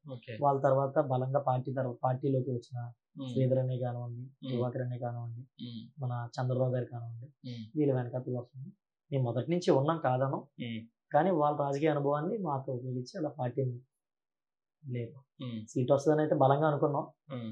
కొన్ని ఈక్వేషన్స్ వల్ల తెలుగుదేశం పార్టీకి వెళ్ళింది. అయినా కూడా మేము కూడా ఎక్కడ వెనక్కి తగ్గకుండా మా బూతుల్లో ఏజెంట్లు కూడా మేము ఆ రోజే స్టార్ట్ అయిందని నేను అనుకుంటున్నాను. ఆయనకి ఎప్పుడైతే సీట్ క్యాన్సిల్ అయిందో ఆ రోజు నుంచి ఈ రోజు వరకు day by day Janasena party dull అవుతూ బలహీన పడుతూ వస్తుంది అనేది ఏమీ లేదండి. ఆ రోజు తర్వాత ఆయన సీట్ ఇవ్వలేని తర్వాత అప్పటికీ కూడా మేము పూర్తి స్థాయి మండల స్థాయి కమిటీలు, వార్డు స్థాయి కమిటీలతో మేము బలంగా ఉన్నాం. ఓకే. స్టిల్ టుడే ఇప్పటికీ కూడా పూర్తి స్థాయిలో ఒక కమిటీలు అనేవి అప్పటి వరకు ఉండేవి కాదు. బలమైన స్థాయిలో ఒక్కొక్క గ్రామానికి ఎంతమంది యువకులు చెప్పింది కమిటీలు బలంగా ఉన్నాం. బూతుల్లో కూడా పోలింగ్ బూతుల్లో కూడా మేము తెలుగుదేశం పార్టీ లేని చోట కూడా మేము బలంగా నించున్నాం. నా వరకు వస్తే నా బూత్ నెంబర్ 400 భీమిల్లో బూతుల్లో టీడీపీ లేదా? ఎక్కడ ఉన్నాయి, కొన్ని బూతుల్లో లేవు. నా వరకు వస్తే నా బూత్ నెంబర్ 504 చేపల తిమ్మాపురం బూత్ లో నేను నించున్నా. 563 ఓట్ల మెజార్టీతో గెలిచాం. ఇక్కడ టీడీపీ లేదు, అక్కడ టీడీపీ ఏజెంట్ లేడు. జనసేన ఏజెంట్ టీడీపీ ఏజెంట్ గా నించొని వాళ్ళ సహకారం తీసుకున్నాం. వాళ్ళు బయట ఉన్నా కూడా మేము లోపల కూడా నిస్వార్థంగా చేసాం. అది కూటమి ప్రభుత్వం అనుకున్నాం. అంటే భీమిలి అంటే టీడీపీ పంచుకోవడం అంటుంటారు కదా, ఆబ్వియస్లీ నాయకులు ఏజెంట్ లేని బూతులు ఉన్నాయని. అంటే ఉన్నా కూడా వాళ్ళ మీద మనం బలంగా ఉన్నాం కాబట్టి వాళ్ళే మనల్ని నమ్మి మనల్ని పెట్టారు. అంటే ఇక్కడ మా కార్యకర్తకు ఉంటే ఇక్కడ జన సైనికుడు చాలా బలంగా ఉన్నాడు, ఈయన నమ్మితే ఒక 10 ఓట్లు ఎక్కువ పడతాయి, ఈయన అవతలలో ఎవరైనా వచ్చినా కూడా బలంగా తిరగబడలేదు, వాళ్ళే పెట్టారు. సో ఆ నమ్మకాన్ని మేము సాధించగలిగాం. ఓకే. ఇప్పుడు నేను ఎందుకు బలహీన పడింది అంటే ఇక్కడ 2 ఈక్వేషన్స్ ఏంటంటే, టీడీపీ నుంచి ఒక బలమైన నాయకుడు గంటా శ్రీనివాసరావు లాంటి ఒక నాయకుడికి టికెట్ ఇచ్చి భీమిలి కాన్స్టిట్యున్సీలో టికెట్ కన్ఫర్మ్ చేసి ఆయన పోటీ చేసి గెలిచారు. సో అలాంటి బలమైన నాయకుడు, ఏదైతే బలమైన పార్టీ టీడీపీ గత 30-40 ఏళ్ళ నుంచి ఉన్నటువంటి పార్టీ, ఆయన కూడా చాలా సుదీర్ఘ అనుభవం ఉన్నటువంటి వ్యక్తి. ఆయన ఎమ్మెల్యేలుగా, ఎంపీలుగా, మంత్రులుగా ఉండడం అనుభవం ఉన్నటువంటి వ్యక్తి. సో అలాంటి వ్యక్తికి ఈరోజు భీమిలి పార్టీలు గెలిపించి ఎమ్మెల్యే గెలిపించిన తర్వాత ఇప్పుడిప్పుడే రాజకీయాలు ప్రారంభించినటువంటి ఆ అనుభవం తక్కువ ఉన్నటువంటి సందీప్ లాంటి వ్యక్తికి పార్టీ పరంగా కూడా మొన్నటి వరకు ఆయనకి ఎటువంటి పదవి ఇవ్వకపోవడం పట్ల ఇంకో కూడా ఉంది. ఇక్కడ సందీప్కి ఎమ్మెల్యే అనుకున్నారు లేదు, ఎమ్మెల్సీ అన్నారు లేదు, లేదు నామినేట్ పోస్ట్ ఏదో అన్నారు అది లేదు, ఇంకా క్లోజ్ అయిపోతుంది నామినేట్ పోస్టులు కూడా ఇంకా ఆల్మోస్ట్ ఇంకా క్లోజ్ అయిపోతున్న టైంలో ఈ యొక్క పొల్యూషన్ బోర్డు మెంబర్కి ఇచ్చారు. సో ఈ గ్యాప్లో అంటే జనసేన పార్టీ నుంచి నిలబడే నాయకుడు లేడు, మేము ఏదైనా రోడ్డు ఎక్కితే మా మీద కేసులు అవుతాయేమో, లేదంటే మేము పోరాటం చేయాలంటే మాకు వెనక ఇప్పుడు మీరేమన్నారు, మేము ఏదైనా కార్యక్రమం చేస్తే మమ్మల్ని వెనక పెట్టి ముందుండేవారు అనేటువంటి విషయం మీరు ఇప్పుడు చెప్పారు. కానీ ఎలక్షన్ అయిపోయిన తర్వాత ఈ మొన్న ఎలక్షన్ జరిగిన తర్వాత ఇప్పటివరకు ఈ గ్యాప్లో అది లేదు. ఆ అభద్రతా భావంతో చాలామంది జన సైనికులు వేరు వేరు పార్టీలకు వెళ్ళిపోవడం, లేదు వేరు వేరు పర్సనల్ పనులు చేసుకోవడం అని జరిగి రాజకీయాలకు దూరంగా అయిపోయారు అనేటువంటిది ఒకటి ఉంది భీమిలి నియోజకవర్గంలో. గెలిచిన తర్వాత ఏ ఒక్క జన సైనికుడు కూడా జనసేన పార్టీని అయితే వదిలి వెళ్ళిపోలేదు. అంటే అది నాకు తెలిసి అది పుకారు. ఎందుకంటే మీరు ఎవరైనా ఒక్క జన సైనికుడు పార్టీ వదిలి వెళ్ళిపోయాడని మీరు చూపించినా కూడా నేను దేనికైనా రెడీ. పార్టీ గెలిచిన తర్వాత అంటే ఇప్పుడు మాకు ఎలా బాధ్యత పెరిగిందో సందీప్ గారికి కూడా కొన్ని బాధ్యతలు అనేవి సెంట్రల్ ఆఫీస్ నుంచి, ఎందుకంటే ఆయన మొదటి నుంచి కూడా సెంట్రల్ ఆఫీస్తో కానీ కళ్యాణ్ గారితో కానీ నాగబాబు గారితో కానీ కొంచెం క్లోజ్గా ట్రావెల్ చేసే వ్యక్తి. సో ఆయన కొన్ని వ్యక్తిగత కారణాల వల్ల విజయవాడ పార్టీ ఆఫీసులో కానీ అయితే ఆయన కొన్ని పై అధిష్టానం ఏమైనా కొన్ని పనులు అప్పచెప్పినప్పుడు కానీ అవన్నీ కూడా ఆయన దగ్గర నుండి తీసుకునేవారు. ఆయన తర్వాత మాకు ఇక్కడ ఏంటంటే ఒక శ్రీబాబు గారు లాంటి వ్యక్తి, కృష్ణయ్య గారు లాంటి వ్యక్తి, లేదంటే ఒక శ్రీధర్ లాంటి వ్యక్తి, లేకపోతే దివాకర్ గారు లాంటి వ్యక్తి, ఇలాంటి వాళ్ళందరూ కూడా మాకు ఎప్పటికప్పుడు మానిటరింగ్ చేస్తారు. మా వార్డుకి వచ్చేసరికి మా వార్డు ప్రెసిడెంట్లు మేమే బలమైన నాయకులు, ఇంకా మాకెందుకండి భయం. సో మేము ఇప్పటికి కూడా అయినా ఇంకా పోరాడాల్సిన అవసరం ఏముందో నాకు అర్థం కాదు. మా వరకు అయితే ఎటువంటి ప్రాబ్లం వచ్చినా కూడా సందీప్ గారు లేకపోయినా కూడా శ్రీబాబు గారికి ఫోన్ చేస్తాం, ఆయన మా ఆల్మోస్ట్ మాకు ప్రాబ్లమ్ సాల్వ్ చేస్తున్నారు. కొన్ని విషయాల్లో అంటే ఖచ్చితంగా కూడా ఎమ్మెల్యే గారి దృష్టికి వెళ్ళినా కూడా కొన్ని సమస్యలు పరిష్కారం అవ్వట్లేదని చిన్న అసంతృప్తి అయితే ఉంది. ఇది వాస్తవం. అలాగనేసి సమస్యల పరిష్కారం చేయలేనంత స్థాయిలో అయితే జనసేన పార్టీ అయితే లేదు. పలానా అంటే కొన్ని ఎమ్మెల్యే గారు చేయాలి, కొన్ని మా పార్టీ పరంగా మేము ప్రత్యేకంగా చేయించుకోగలుగుతాం. ఎమ్మెల్యే గారి దగ్గర మీ నాయకుడికి సందీప్ గారికి ఏ సముచిత స్థానం ఇవ్వట్లేదు, లేదనుకుంటే ఏదో పబ్లిక్ మీటింగ్లో రెస్పెక్ట్ లేదు, లేదనుకుంటే మొన్నే చూసాం ఇప్పుడు ఆనందపురంలో ఏం జరిగింది, ఏదో ప్రోటోకాల్ ఇష్యూ వచ్చి ఫోటోలు వేయలేదు, లేదనుకుంటే ఇట్లాంటి ఇష్యూస్ కూడా రన్ అవుతున్నాయి కాన్స్టిట్యున్సీలో. మరి దాన్ని అది ఎంతవరకు వాస్తవం? సందీప్ గారికి గంటా గారికి మధ్య సంబంధం బాగానే ఉంటుందా? అంటే అక్కడ కార్యకర్తలు ఫ్లెక్సీలు వేసే టైంలో మేబీ మర్చిపోయి ఉండొచ్చు, కొంతమంది కావాలని వేయకపోయి ఉండవచ్చు, కానీ అది కార్యకర్తల సమస్య. ఎందుకంటే ఆ రోజే మన ఎమ్మెల్యే గారు పిలిచి కొంచెం చేయడం జరిగింది వాళ్ళ ఆఫీస్కి. మరుసటి రోజు నుంచి కూడా ప్రోటోకాల్ అనేది ఖచ్చితంగా జరుగుతుంది. అప్పుడు వరకు కూడా సందీప్ గారికి సమ్మతిస్తాను అంటే గవర్నమెంట్లో లేకపోతే నామినేట్ పోస్ట్ ప్రకారంగా ప్రోటోకాల్లో ఇది లేదు. కాబట్టి ఇప్పుడు గంటా గారు ఏంటంటే సందీప్ గారు సముచిత స్థానం ఇవ్వాల్సిన బాధ్యత మా జనసేన పార్టీకి. అంటే కూటమిలో ఉన్న మన ఎమ్మెల్యే గంటా గారు అయినా కూడా సందీప్ గారు లాంటి వ్యక్తి కానీ ఇప్పుడు మా స్థాయి లాంటి వ్యక్తికి కానీ మా పార్టీ ఆఫీస్ నుంచి మాకు మానిటరింగ్ చేసి ఏదైనా కూడా మాకు ఇచ్చేది ఫైనల్ చేసేది జనసేన పార్టీ కేంద్ర కార్యాలయం మంగళగిరి. సో అక్కడి నుంచి మాకు రావాలి. అక్కడి నుంచి వచ్చిన తర్వాత మన ఎమ్మెల్యే గారితో మనం కలిసి ట్రావెల్ చేయడం అనేది మన చేతిలో ఉంది. సో అంతవరకు అయితే ఎటువంటి ఇబ్బంది లేదు. ప్రత్యేకించి ఒక ఇన్ఛార్జ్గా సందీప్ గారికి ఇవ్వాల్సిన విలువ ఎప్పుడు కూడా గంటా గారు ఇస్తూనే ఉన్నారు. ఆ విషయంలో మేము చూస్తున్నంత వరకు. అంటే కొంతమంది ఏదో మాకు ఇవ్వట్లేదు, వేరేగా ఉంటాము, లేదనుకుంటే గంటా గారు లాంటి వ్యక్తి దగ్గర ఎవరు బలంగా, అంటే ఆయన బలమైన నాయకుడు కాబట్టి ఆయన దగ్గర నిలబడడం కూడా చాలా కష్టము. ఎందుకంటే ఆల్రెడీ అదే కాన్స్టిట్యున్సీలో రాజ్బాబు గారి పరిస్థితి ఏమైందో మనం అందరం చూసాము అనేటువంటి ఇటువంటి రూమర్స్ కూడా వచ్చాయన్నమాట. రూమర్ అంటే ఇప్పుడు ఏంటి, గంటా గారికి వచ్చి సందీప్ గారికి ఇచ్చేయాలా? అంటే నేను అంటుంది గంటా గారికి వచ్చి సందీప్ గారికి ఇచ్చేస్తే ఏ ఇష్యూ లేదు అసలు. అది స్టార్టింగ్ జరగాల్సింది. అది ఇప్పుడు ఆయన సీట్ కావాలని అందరూ నేను కోరుకుంటాను, అది వేరే. కాకపోతే ఏంటంటే ఆయన తర్వాత నియోజకవర్గానికి చెందినటువంటి పార్టీ, ఎందుకంటే కూటమిలో ఒక రకమైనటువంటి క్రియాశీలకమైనటువంటి జనసేన పార్టీ, అందులో ఇక్కడ ఆల్రెడీ కాన్స్టిట్యున్సీలో ఎమ్మెల్యే క్యాండిడేట్గా పోటీ చేసినటువంటి వ్యక్తి. సో అలాంటి వ్యక్తికి గుర్తింపు రావడం లేదు. ఎందుకంటే ఆయన ఆల్రెడీ మనకి ఇక్కడ 5 ఏళ్ళు అపోజిషన్ ఉన్నప్పుడు ఏ పార్టీని అయితే నడిపినటువంటి రాజ్బాబు లాంటి వ్యక్తికి కూడా అదే పరిస్థితి అయింది. ఈరోజు ఆయన అక్కడ కాన్స్టిట్యున్సీలో పరిస్థితి లేదు, కనుమరుగా అయిపోయారు. సో సందీప్ పరిస్థితి కూడా అట్లా కాబోతుంది అనేది కూడా. సార్ ఇప్పుడు మీకు డైరెక్ట్ వచ్చింది సార్, ఆనందపురం భీమిలి ఏరియాలో మార్కెటింగ్ చైర్మన్ వచ్చింది, ఆనందపురంలో చైర్మన్ వచ్చింది, లేదనుకుంటే మధురవాడలో 4 డైరెక్టర్లు, అందులో 2 జనసైనికులకి వచ్చింది. మీ సందీప్ గారికి పొల్యూషన్ కంట్రోల్ బోర్డు వచ్చింది. కాబట్టి ఈరోజు మీరు ధైర్యంగా మాట్లాడుతున్నారు. మీరు ఓపెన్గా చెప్పండి, ఒక 2.5 months 3 months బ్యాక్కి వెళ్తే పరిస్థితి ఏంటి భీమిలి జనసేనలో? అప్పటికి కూడా బలంగా ఉండబట్టే కదా ఇవన్నీ వచ్చినాయి. నేను అంటుంది సార్ ఇప్పుడు బలంగా ఉంటది, నేను కాదని లేదు. ఇవన్నీ ఎప్పుడు జరిగాయి? ఈ లాస్ట్ 3 or 4 months లోనే కదా జరిగాయి. ఎక్కడ స్టార్ట్ అయింది? ఫస్ట్ జనసేనకి ఎక్కడ పదవి వచ్చింది? ఫస్ట్ మార్కెట్ కమిటీ చైర్మన్ వచ్చింది. దాని తర్వాత ఆనందపురం పిఎస్సి చైర్మన్ ఆయనకు వచ్చింది. మధురవాడ డైరెక్టర్స్ వచ్చింది. ఇప్పుడు ఈరోజు మీకు రీసెంట్ గా వచ్చాయి. సో ఇవన్నీ వచ్చిన తర్వాత ఈరోజు మీరు ధైర్యంగా బయటకు మాట్లాడతారు. కానీ ఓ 4 months బ్యాక్ మనం వెనకెళ్తే కొంచెం ఆందోళనకరమైనటువంటి పరిస్థితి ఉందని నేను అనుకుంటున్నాను. అందులో భాగంగానే సందీప్ గారు లాంటి వ్యక్తి కూడా డైలమాలో ఉన్నారు. ఆయన పరిస్థితి ఏంటి అర్థం అవ్వట్లేదు. పబ్లిక్ లో చాలా స్టేజ్లు కూడా షేర్ చేసుకోలేకపోయే పరిస్థితులు ఉన్నారనేది కూడా వచ్చింది. ఎందుకంటే కొన్ని పబ్లిక్ మీటింగ్ లో సందీప్ గారు లేరు అక్కడ. ఏదైనా కూడా ఎవరికైనా కూడా ఒక పదవి అనేది ఉంటే దానికి ఒక అలంకరణ. సో ఇప్పుడు కొన్ని రోజులు మరి సందీప్ గారు కూడా ఆ గడ్డుకాలన్నీ ఎదుర్కొన్నారు. కష్టపడిన తర్వాత ఫస్ట్ లో కొంచెం ప్రాధాన్యత లేదు, తగిన గుర్తింపు లేదని ఎవరైనా బాధపడతారు. ఇప్పుడు సందీప్ గారు కూడా కొంచెం కష్టపడ్డారు. ఆయన ఎంత కష్టపడ్డారో మనకు తెలుసు. ప్రతి కోర్టులకు కానీ తిరగడం కానీ ఏదైనా కూడా నియోజకవర్గంలో యాక్టివ్ గా ఉన్నారు. ఎంతమంది చేశారు. జనంతో జనసేన కానీ ప్రతి వార్డు కార్యక్రమంలో కూడా చాలా కష్టపడ్డారు ఆయన కూడా. కష్టపడిన వ్యక్తి సీట్ రాకపోవడం అనేది దురదృష్టకరం. నేను కూడా నాతో పాటు ప్రతి ఒక్క జన సైనికుడు కూడా వస్తాను ఆశపడ్డాను. అది కొన్ని అనివార్య కారణాల వల్ల రాలేదు. మన ఎమ్మెల్యే గంటా గారికి వెళ్ళింది. అయినా కూడా ఆయనతో పాటు ట్రావెల్ చేస్తూ ఆ జన సైనికులతో చాలా బలంగా సీట్ మాకే ఇచ్చారనే ఇంటెన్షన్ తోటి మేము కష్టపడ్డాం. కానీ వచ్చిన తర్వాత కొంత గౌరవం అనేది తగ్గిందని మాకు అనిపించింది. అప్పుడు వెళ్ళి సందీప్ గారి ఆధ్వర్యంలో అందరం కూడా వెళ్ళి ఎమ్మెల్యే గారి ఆఫీస్కి కలిసి తర్వాత సమన్వయపరుచుకొని ఇందాక మా వార్డులో ఎలా అయితే జరిగిందో తర్వాత అక్కడ కూడా అలాగే కూర్చొని మాట్లాడుకొని అప్పటి నుంచి జరిగింది.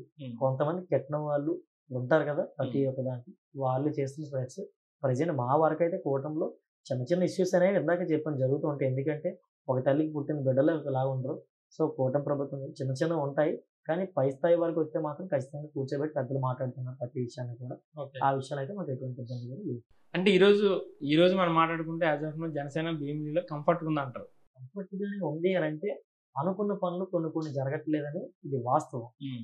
కొన్ని పనులు ఏంటంటే కొంతమంది మా వ్యక్తులు మాత్రమే ప్రభావితం చేస్తున్నారు. ఇన్ఫ్లుయెన్స్ చేయగలుగుతున్నారు. అవి మిగతా కింద స్థాయి వ్యక్తులకి కొన్ని పనులు రానివ్వట్లేదు అనేది ప్రతి ఒక్కరు కూడా ఇది వాస్తవం. ప్రతి ఒక్కరు అనుకుంటున్నారు, ఇది వాస్తవం కూడా. సో ప్రతి కార్యకర్తకు కూడా అంటే తెలుగుదేశం పార్టీ కార్యకర్తలకు కూడా ఈ రోజు ఇదే డైలమాలోనే ఉన్నారు. ఎందుకంటే not only Janasena BJP, Telugu Desam కార్యకర్తలు కూడా ఈ విషయాల్లో చాలా వరకు అసంతృప్తితోనే ఉన్నారు. వాళ్ళకు కూడా ఏ విషయాలు కొన్ని పనులు పూర్తిగా జరగటం లేదు. మీరు జనసేన అనేసి ప్రత్యేకించి జనసేన పార్టీని మాత్రం మీరు భూతత్వం పెట్టి చూపించక్కర్లేదు. తెలుగుదేశం పార్టీ కార్యకర్తలు కూడా సేమ్ ఇష్యూనే ఫేస్ చేస్తున్నారు. ఎందుకంటే ఒక మీటింగ్స్ లో కానీ వాటిల్లో కానీ మేము మాట్లాడుకుంటాం కాబట్టి మాకు చెప్తున్నారు. కొంతమంది వ్యక్తులు ఇన్ఫ్లుయెన్స్ చేస్తున్నారు, వాళ్ళు మాత్రమే చేసుకుంటున్నారు, వాళ్ళు మాత్రం అవుతున్నాయి. మిగతా పనులు మిగతా కార్యకర్తలు not only junior political leaders, పెద్ద కార్యకర్త సీనియర్ కార్యకర్తలు కూడా సేమ్ ఇదే భావంతో ఇదే అసంతృప్తి మాత్రం ఉన్నారనేది వాస్తవం. ఇప్పుడు భీమిలి నియోజకవర్గానికి మాట్లాడదు అంటే ఎందుకు అంటున్నారంటే మన కాన్స్టిట్యున్సీ గురించి క్లుప్తంగా మాట్లాడుకోవాలి మనం. సో భీమిలి నియోజకవర్గంలో సందీప్ గారు నియోజకవర్గ స్థాయి నాయకులు. ఆయన తర్వాత ఎవరంటే మీరు టకటకం పేరు చెప్పండి ఒకసారి. వాళ్ళు శ్రీనివాబు గారు, కృష్ణయ్య గారు, నక్కా శ్రీధర్ గారు, తమ్మిన అప్పలరాజు గారు, అక్రమాన్ దివాకర్ గారు, మా మార్కెట్ కమిటీ చైర్మన్ పురుమిని రామస్వామి గారు, జిల్లా నాయకులు మధ్య శ్రీనివాసరావు గారు ఉన్నారు.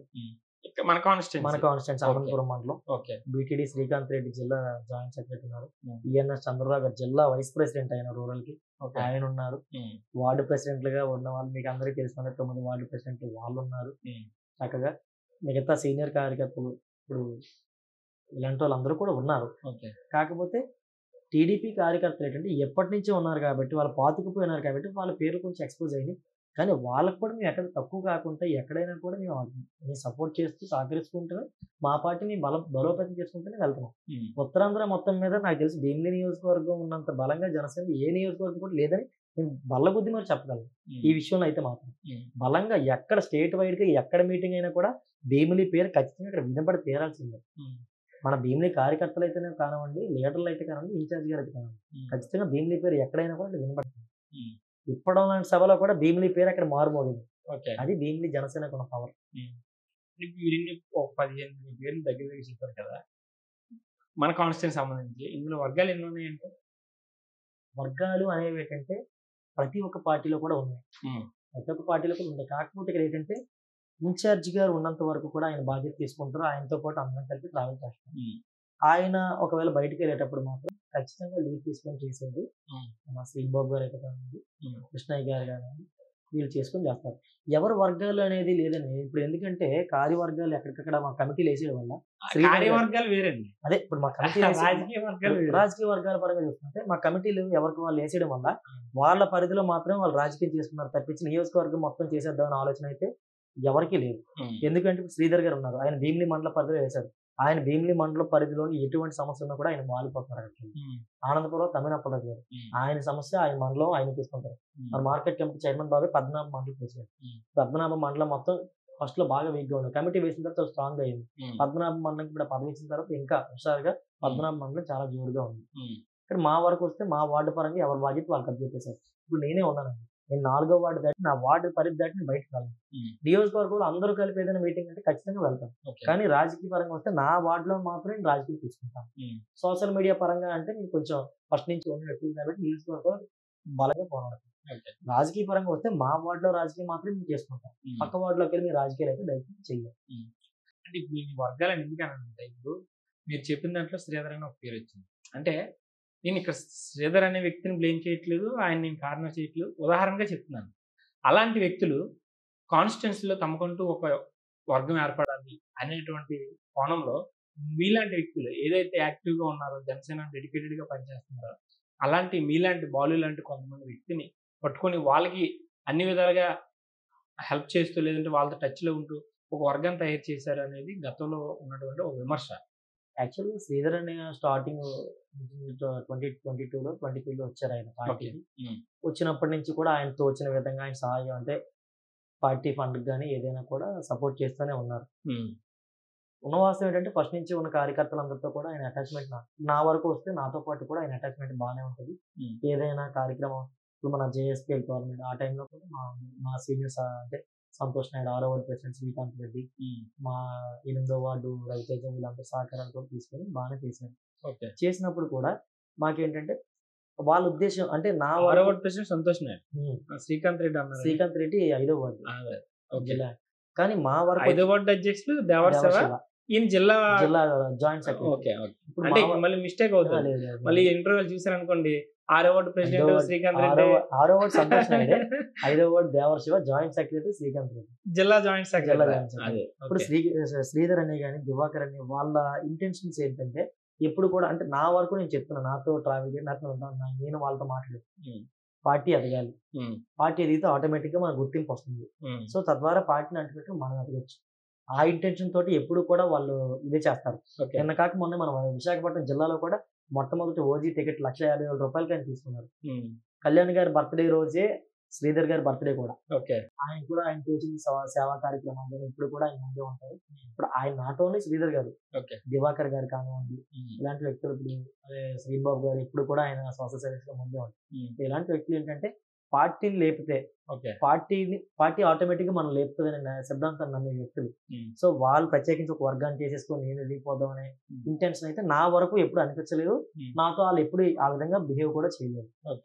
మిగతా వాళ్ళ విషయం అయితే నాకు తెలియదు, కానీ నా వరకు నాతో పాటు వాళ్ళ ముగ్గురు కూడా మీకు శ్రీధర్కి అటాచ్మెంట్ బాగుండేదా? సొంత తమ్ముడు లాగానే తీసుకుంటారు. ఇప్పుడు ఆయనే కానివ్వండి, శ్రీబాబు గారే కానివ్వండి, దివాకర్ గారు కానివ్వండి, మా కృష్ణయ్య గారు అయితే ఒక సొంత కొడుకు లాగానే తీసుకుంటారు. డాడీ డాడీ అంటూ ఉంటాను. వాళ్ళందరితో కూడా నాకు అంటే ఎవరిని కూడా నేనైతే భీమిలి నియోజకవర్గంలో సార్ అని అయితే పిలవనండి. ఒక కుటుంబ సభ్యుల్ని ఎప్పుడు ఒక అన్నయ్య, ఒక డాడీ ఇప్పుడు అలాగే పిలుస్తాను. ఎవరిని కూడా భీమిలి నియోజకవర్గంలో స్టిల్ టుడే నేను ఎవరిని కూడా సార్ అని అయితే పిలవలేదు. సందీప్ గారు కూడా అన్నయ్య అన్నయ్య అంటాను, ఆయన కూడా ఇప్పుడు బాలు బాలు అని అంటాను మొదటి రోజు నుంచి కూడా. ఇప్పుడు సందీప్ గారి తర్వాత జనసేన పార్టీలో అంటే ఇవన్నీ కొంచెం చాలా మందికి డౌట్స్. బాలు గారు మీలాంటి వాళ్ళు చెప్తేనే అది క్లియర్ అవుతుంది. ఎందుకంటే నేను నా సామ్రాజ్యం నేనే రాజు అని ఫీల్ అవుతుంటాను, కానీ నాకన్నా మించిన రోజు ఇంకోటి ఉంటాడు పక్కన. సో అలాంటి సందర్భాల్లో ఇప్పుడు భీమిలి నియోజకవర్గంలో సందీప్ గారి తర్వాత ఎవరు ఉన్నారు ప్లేస్ అంటే? సాకర్ శ్రీనివాస్ గారు ఉన్నారు. ఎందుకు అంటే ఎలక్షన్ టైంలో కూడా ఆయన సందీప్ గారు కొన్ని రోజులు పెట్టినప్పుడు ఎలక్షన్ క్యాంపెయినింగ్ లో కానీ ఆయన అక్కడ బాధ్యత తీసుకున్నారు. ఒక మండలం మొత్తం సందీప్ గారి చేతి మీద పెట్టారు, గొల్లప్రోలు మండలం. సో ఆయన అక్కడ చాలా డెడికేట్ గా వర్క్ చేశారు. మేము కూడా ఎక్కడ పెట్టప్పుడు వెళ్ళడం జరిగింది. 2 days మేము కూడా అక్కడ వర్క్ చేసాం. సో ఆ టైంలో శ్రీబాబు గారు కానివ్వండి అంటే సందీప్ గారు లేనప్పుడు నియోజకవర్గంలో ఒక పెద్దన్న పాత్ర పోషించేది మాత్రం ఖచ్చితంగా శ్రీనివాస్ గారు. ఓకే. ఇది అందరికీ తెలుసు జనసేనలో. స్టిల్ ఇప్పుడు మాకైనా కూడా సందీప్ గారు లేని సమయంలో ఏదైనా సమస్య వచ్చినా లేకపోతే పార్టీ పరంగా ఏదైనా కూడా శ్రీనివాస్ గారు ఫోన్ చేస్తాం, నేను ఫోన్ చేసి మాట్లాడడం జరుగుతుంది. ఆఫీస్కి ఆయనకి అంత క్యాపబిలిటీ ఉందండి బాబు. అంటే నేను అండర్ ఎస్టిమేట్ చేయట్లేదు. అంటే పొలిటికల్గా అంత వాయిస్ కానీ లేదనుకుంటే అంత ఒక నియోజకవర్గానికి బాధ్యత వహించే పెద్దన్న పాత్ర పోషించేంత ఇది ఆయనలో ఉంటదంటారా? అంటే మీరు దగ్గరుండి చూస్తుంటారు నాకు కాబట్టి. తెలిసినంత వరకు శ్రీనివాస్ గారు ఏంటంటే తక్కువ మాట్లాడతారు, ఎక్కువ పని చేస్తారు. ఓకే. నాకు తెలిసిన శ్రీనివాస్ గారు. మిగతా వాళ్ళు ఏంటంటే ఆయనకి క్యాపబిలిటీ ఉందా లేదనేది వాళ్ళ ఆ డౌట్ ఉందా జనరల్ గా? అంటే బేసికల్ గా ఆయన వాయిస్ ఫస్ట్ నుంచి కూడా కొంచెం ఇది కానీ ఆయన చేసే వర్క్ లో ఒక క్లారిటీ కానీ ఒక కమిట్మెంట్ కానీ అది వేరే లెవెల్లో ఉంటుంది. నాకు తెలిసి నేను చూసిన కొద్ది మందిలో శ్రీనివాస్ గారు ఖచ్చితంగా అందులో ఉంటారు. ఆయన ఒక పని అనుకున్నారంటే అది ఒక ప్లాన్ చాలా నీట్ గా ఉంటుంది. ఒక నీట్ గా ఎలా అంటే ఒక ఇంజనీర్ ఒక ఇటుక మీద ఇటుక పెట్టి ఎలా చేస్తారు నీట్ గా, ఆయన వర్కింగ్ స్టైల్ అలా ఉంటుంది. నేను చూసిన శ్రీనివాస్ గారు, నాకు తెలిసిన శ్రీనివాస్ గారు ఇది. జనసేన పార్టీలో కానీ ఎవరినైనా కూడా సమన్వయపరుస్తూ మాట్లాడేది, ఎక్కువగా కూడా కలిసి ఉండేది అయితే శ్రీనివాస్. ఈ విషయం అయితే చెప్పాలి. ఓకే. ఇప్పుడు నెక్స్ట్ వార్డు అధ్యక్షులు ఏదైనా మార్పులు చేర్పులు జరుగుతాయని కమిటీలు మారుతాయని అయితే పైన అధిష్టానం నుంచి చాలా రోజుల నుంచి అంటున్నారండి. ఈ లోపు మరి మెంబర్షిప్లు అవి డ్రైవ్ అది ఉంది కదా, ఓకే, ఇది చేస్తారండి. మళ్ళీ ఉన్నా డ్రైవ్ అది ఉందండి. ఓకే. మొన్న రీసెంట్ లో 140 మందికి ఎంతమందికి ప్రమాద బీమా చెట్లు కూడా అందించింది. అది చివరికంటే మీ అబ్బాయి నాయకుడి సినిమా ఓజీ రాబోతుంది, ఎలాగా దానికి ప్రిపేర్ అవుతుంది? ఇప్పుడు మీరు డైరెక్టర్ కదా, మీకంటూ కొన్ని అప్లికేషన్స్ ఉంటాయి, మీకంటూ అన్న టికెట్ కావాలన్నా అంటుంటారు, ఇవన్నీ ఉంటాయి, అవన్నీ జరుగుతూనే ఉన్నాయి. కాకపోతే ఆ రోజు మాత్రం డైరెక్టర్ ఈ జనసైనికుడు కాదు, పవన్ కళ్యాణ్ గారు హీరో అభిమానిగానే వెళ్ళి ఎంజాయ్ చేయాలనుకుంటున్నాను. ఖచ్చితంగా అవుతుందని అనుకుంటే ఏ అభిమానైనా కూడా అవుతుందని అనుకుంటే అవ్వాలని కోరుకుంటాను. పవన్ కళ్యాణ్ గారికి ప్రీవియస్ సెంటిమెంట్ తక్కువ కదా, అంటే హిట్ వచ్చేది ఇది తక్కువ కదా. సో అలాంటప్పుడు డిప్యూటీ సీఎం హోదాలో ఉన్నాడు, ఆల్రెడీ గతంలో వచ్చిన సినిమా కొంత నిరాశపరిచిందని అనుకోవాలి మనం. సో మళ్ళీ దాన్ని ఇదేనా వాట్ చేసి ఏమైనా హిట్ కొట్టే ఛాన్స్ ఉందంటారు? అంటే ఖచ్చితంగా హిట్ అయితే అవుతుందని మేము అనుకుంటున్నాం. ఎందుకంటే సార్ లుక్స్ కానీ ఆ బ్యాక్గ్రౌండ్ మ్యూజిక్ అవన్నీ కూడా చాలా బాగున్నాయి. జస్ట్ ఎవరేజ్ స్టాక్ వచ్చినా కూడా అది ఎక్కడికో తీసుకెళ్లి పెట్టే బాధ్యత మేము తీసుకుంటాం. ఓకే, మీరు హిట్ చేస్తాం. మేము హిట్ కాదు, ఏపీ ప్రజలు చేసేస్తారు ఆటోమేటిక్ గా. ఆయన మీద ఉన్నాను అలాంటిది. ఆయన రాజకీయంగా డిప్యూటీ సీఎం అయిన తర్వాత ఆయన చేసే మంచి పనులు కూడా చాలా మంది మార్పు కూడా తీసుకుని వచ్చింది. ఓకే, అంటే పక్క పార్టీ వాళ్ళతో కూడా సబాస్ వీడంతా అని అనే స్థాయి నుంచి వీడేరా అంతా అనే స్థాయికి ఆయన రాజకీయం చేశారు. ఓకే, అంటే ఒకరిమే కక్షపూరితంగా కాదు, ఆయన చేసే పనుల వల్ల ఆయన ఆ మాట అనిపిస్తుంది. చివరిగా బాలేదు, మీ ప్రొఫెషన్ గురించి క్వశ్చన్ అడుగుతున్నాను. నాకు ఒక హెచ్చు ఉంటుంది, నేను జర్నలిస్ట్ గా మీ స్థాయికి వెళ్ళాలి, నాకు పలానా వ్యక్తిని ఇంటర్వ్యూ చేయాలి అనేది ఒకటి ఉంటుంది. సో మీరు ఈరోజు డైరెక్టర్ గా మీరు అపాయింట్ అయ్యారు కాబట్టి మీ కమ్యూనిటీకి మీ అచీవ్ ఏంటి అసలు? నేను నా టెన్యూర్లో నాకున్నటువంటి పదవి కాలంలో నా కమ్యూనిటీ సంబంధించి నేను ఇది చెయ్యాలి, లేదా ఫలానా మీ ఎంటైర్ కాన్స్టిట్యున్సీ మొత్తం మీకు తెలుసు. సో మీ వార్డులో కానీ మీ కాన్స్టిట్యున్సీలో కానీ మీ సామాజిక వర్గాన్ని కానీ నేను ఇది ఒక మైల్ స్టోన్గా చెయ్యాలి నా వల్ల అయితే అని అంటే ఏం చెప్తారు? ఫస్ట్ మా సామాజిక వర్గానికి నిర్దిష్టమైన ఒక నెంబర్ ఎంతమంది ఉన్నారు అని గవర్నమెంట్ కి మేము అందజేయాలని నా ఫస్ట్ అచీవ్మెంట్. స్టేట్ వైడ్ లేకపోతే స్టేట్ వైడ్ గా? ఓకే, మాది చాలా మంది ఉన్నారండి, ఉన్నారు కానీ ఒక నిర్దిష్టంగా ఎంతమంది ఉన్నారు ఎంతమంది చెప్పుకోలేము. ఓకే, సో ఆ కాల్కులేషన్ అనేది మా ఈ టర్మ్ లో మాకున్న టర్మ్ లో శ్రీకాకుళంలో ఉన్నారు, విజయనగరంలో ఉన్నారు, ఇప్పుడున్నారు అనకాపల్లి జిల్లాలో ఉన్నారు, కృష్ణా జిల్లా ఉన్నారు, పాలకొల్లులో ఉన్నారు, ఎక్కడికక్కడ ఉన్నారు. కానీ స్టేట్ వైడ్ గా ఎంతమంది ఉన్నారు, ఇందులో పర్వాలేదు ఆర్థికంగా వెనకబడే వారు ఎంతమంది, అలాంటి వారికి మనం ఏ విధంగా సహాయం చేయాలి. ఆ టర్మ్ మా చైర్మన్ గారితో పాటు ఇదే డిస్కస్ చేసి ఈ మా టర్మ్ లో ఈ వర్క్ అయితే కంప్లీట్ చేయాలి. అంటే మీ యొక్క పాపులేషన్ ఎంత ఉంది, ఏ దాంట్లో ఏరియాలో ఎంతమంది ఉన్నారు, ఎక్కడ బలంగా ఉన్నారు, దాంట్లో బలమైన నాయకులు ఎక్కడున్నారు, బలమైన వ్యక్తులు ఎక్కడున్నారు, వెనకబడిన వారు ఎక్కడున్నారు, వాళ్ళని మనం పైకి ఏ విధంగా తేవాలి, వాళ్ళకి ఏ విధంగా మనం తోడ్పాటు అందించాలి అని అవి చేస్తూ పక్క కులాలు గౌరవిస్తూ చేయాలి. ఒకరి పక్క కులాలు మనం కొంచెం మనం చేసినా కూడా మనం బేడాడడం తప్పించి ఏమి జరగదు. పక్క కులాలు మనం దాన్ని మనం ప్రేమించాలి, పక్క వాళ్ళు గౌరవం, రెండు ఎట్ ఏ టైం జరుగుతుంటే కాల్కులేషన్. ఇప్పుడు బాలు గారు జనరల్గా మీతో తిరిగి ఫ్రెండ్స్ కానీ లేదనుకుంటే మీ ఊర్లో కానీ ఏంటి నిన్న వరకు బాలు మాతో తిరిగాడు మాతో చేశాడు ఈరోజు డైరెక్ట్ అయిపోండు అనేసి ఒక రియాక్షన్ వస్తుంటుంది. అందులో కొంచెం మనది రూరల్ అంటే విలేజ్ అట్మాస్ఫియర్ ఉంది కాబట్టి ఉంటే బీచ్ రోడ్ పక్కన ఉండొచ్చు కానీ కొంచెం అది ఉంది ఇంకా నేటివిటీ. అలాంటి సందర్భాల్లో మీకు అలాగే ఏమైనా అనిపించిందా ఎప్పుడైనా జనరల్గా?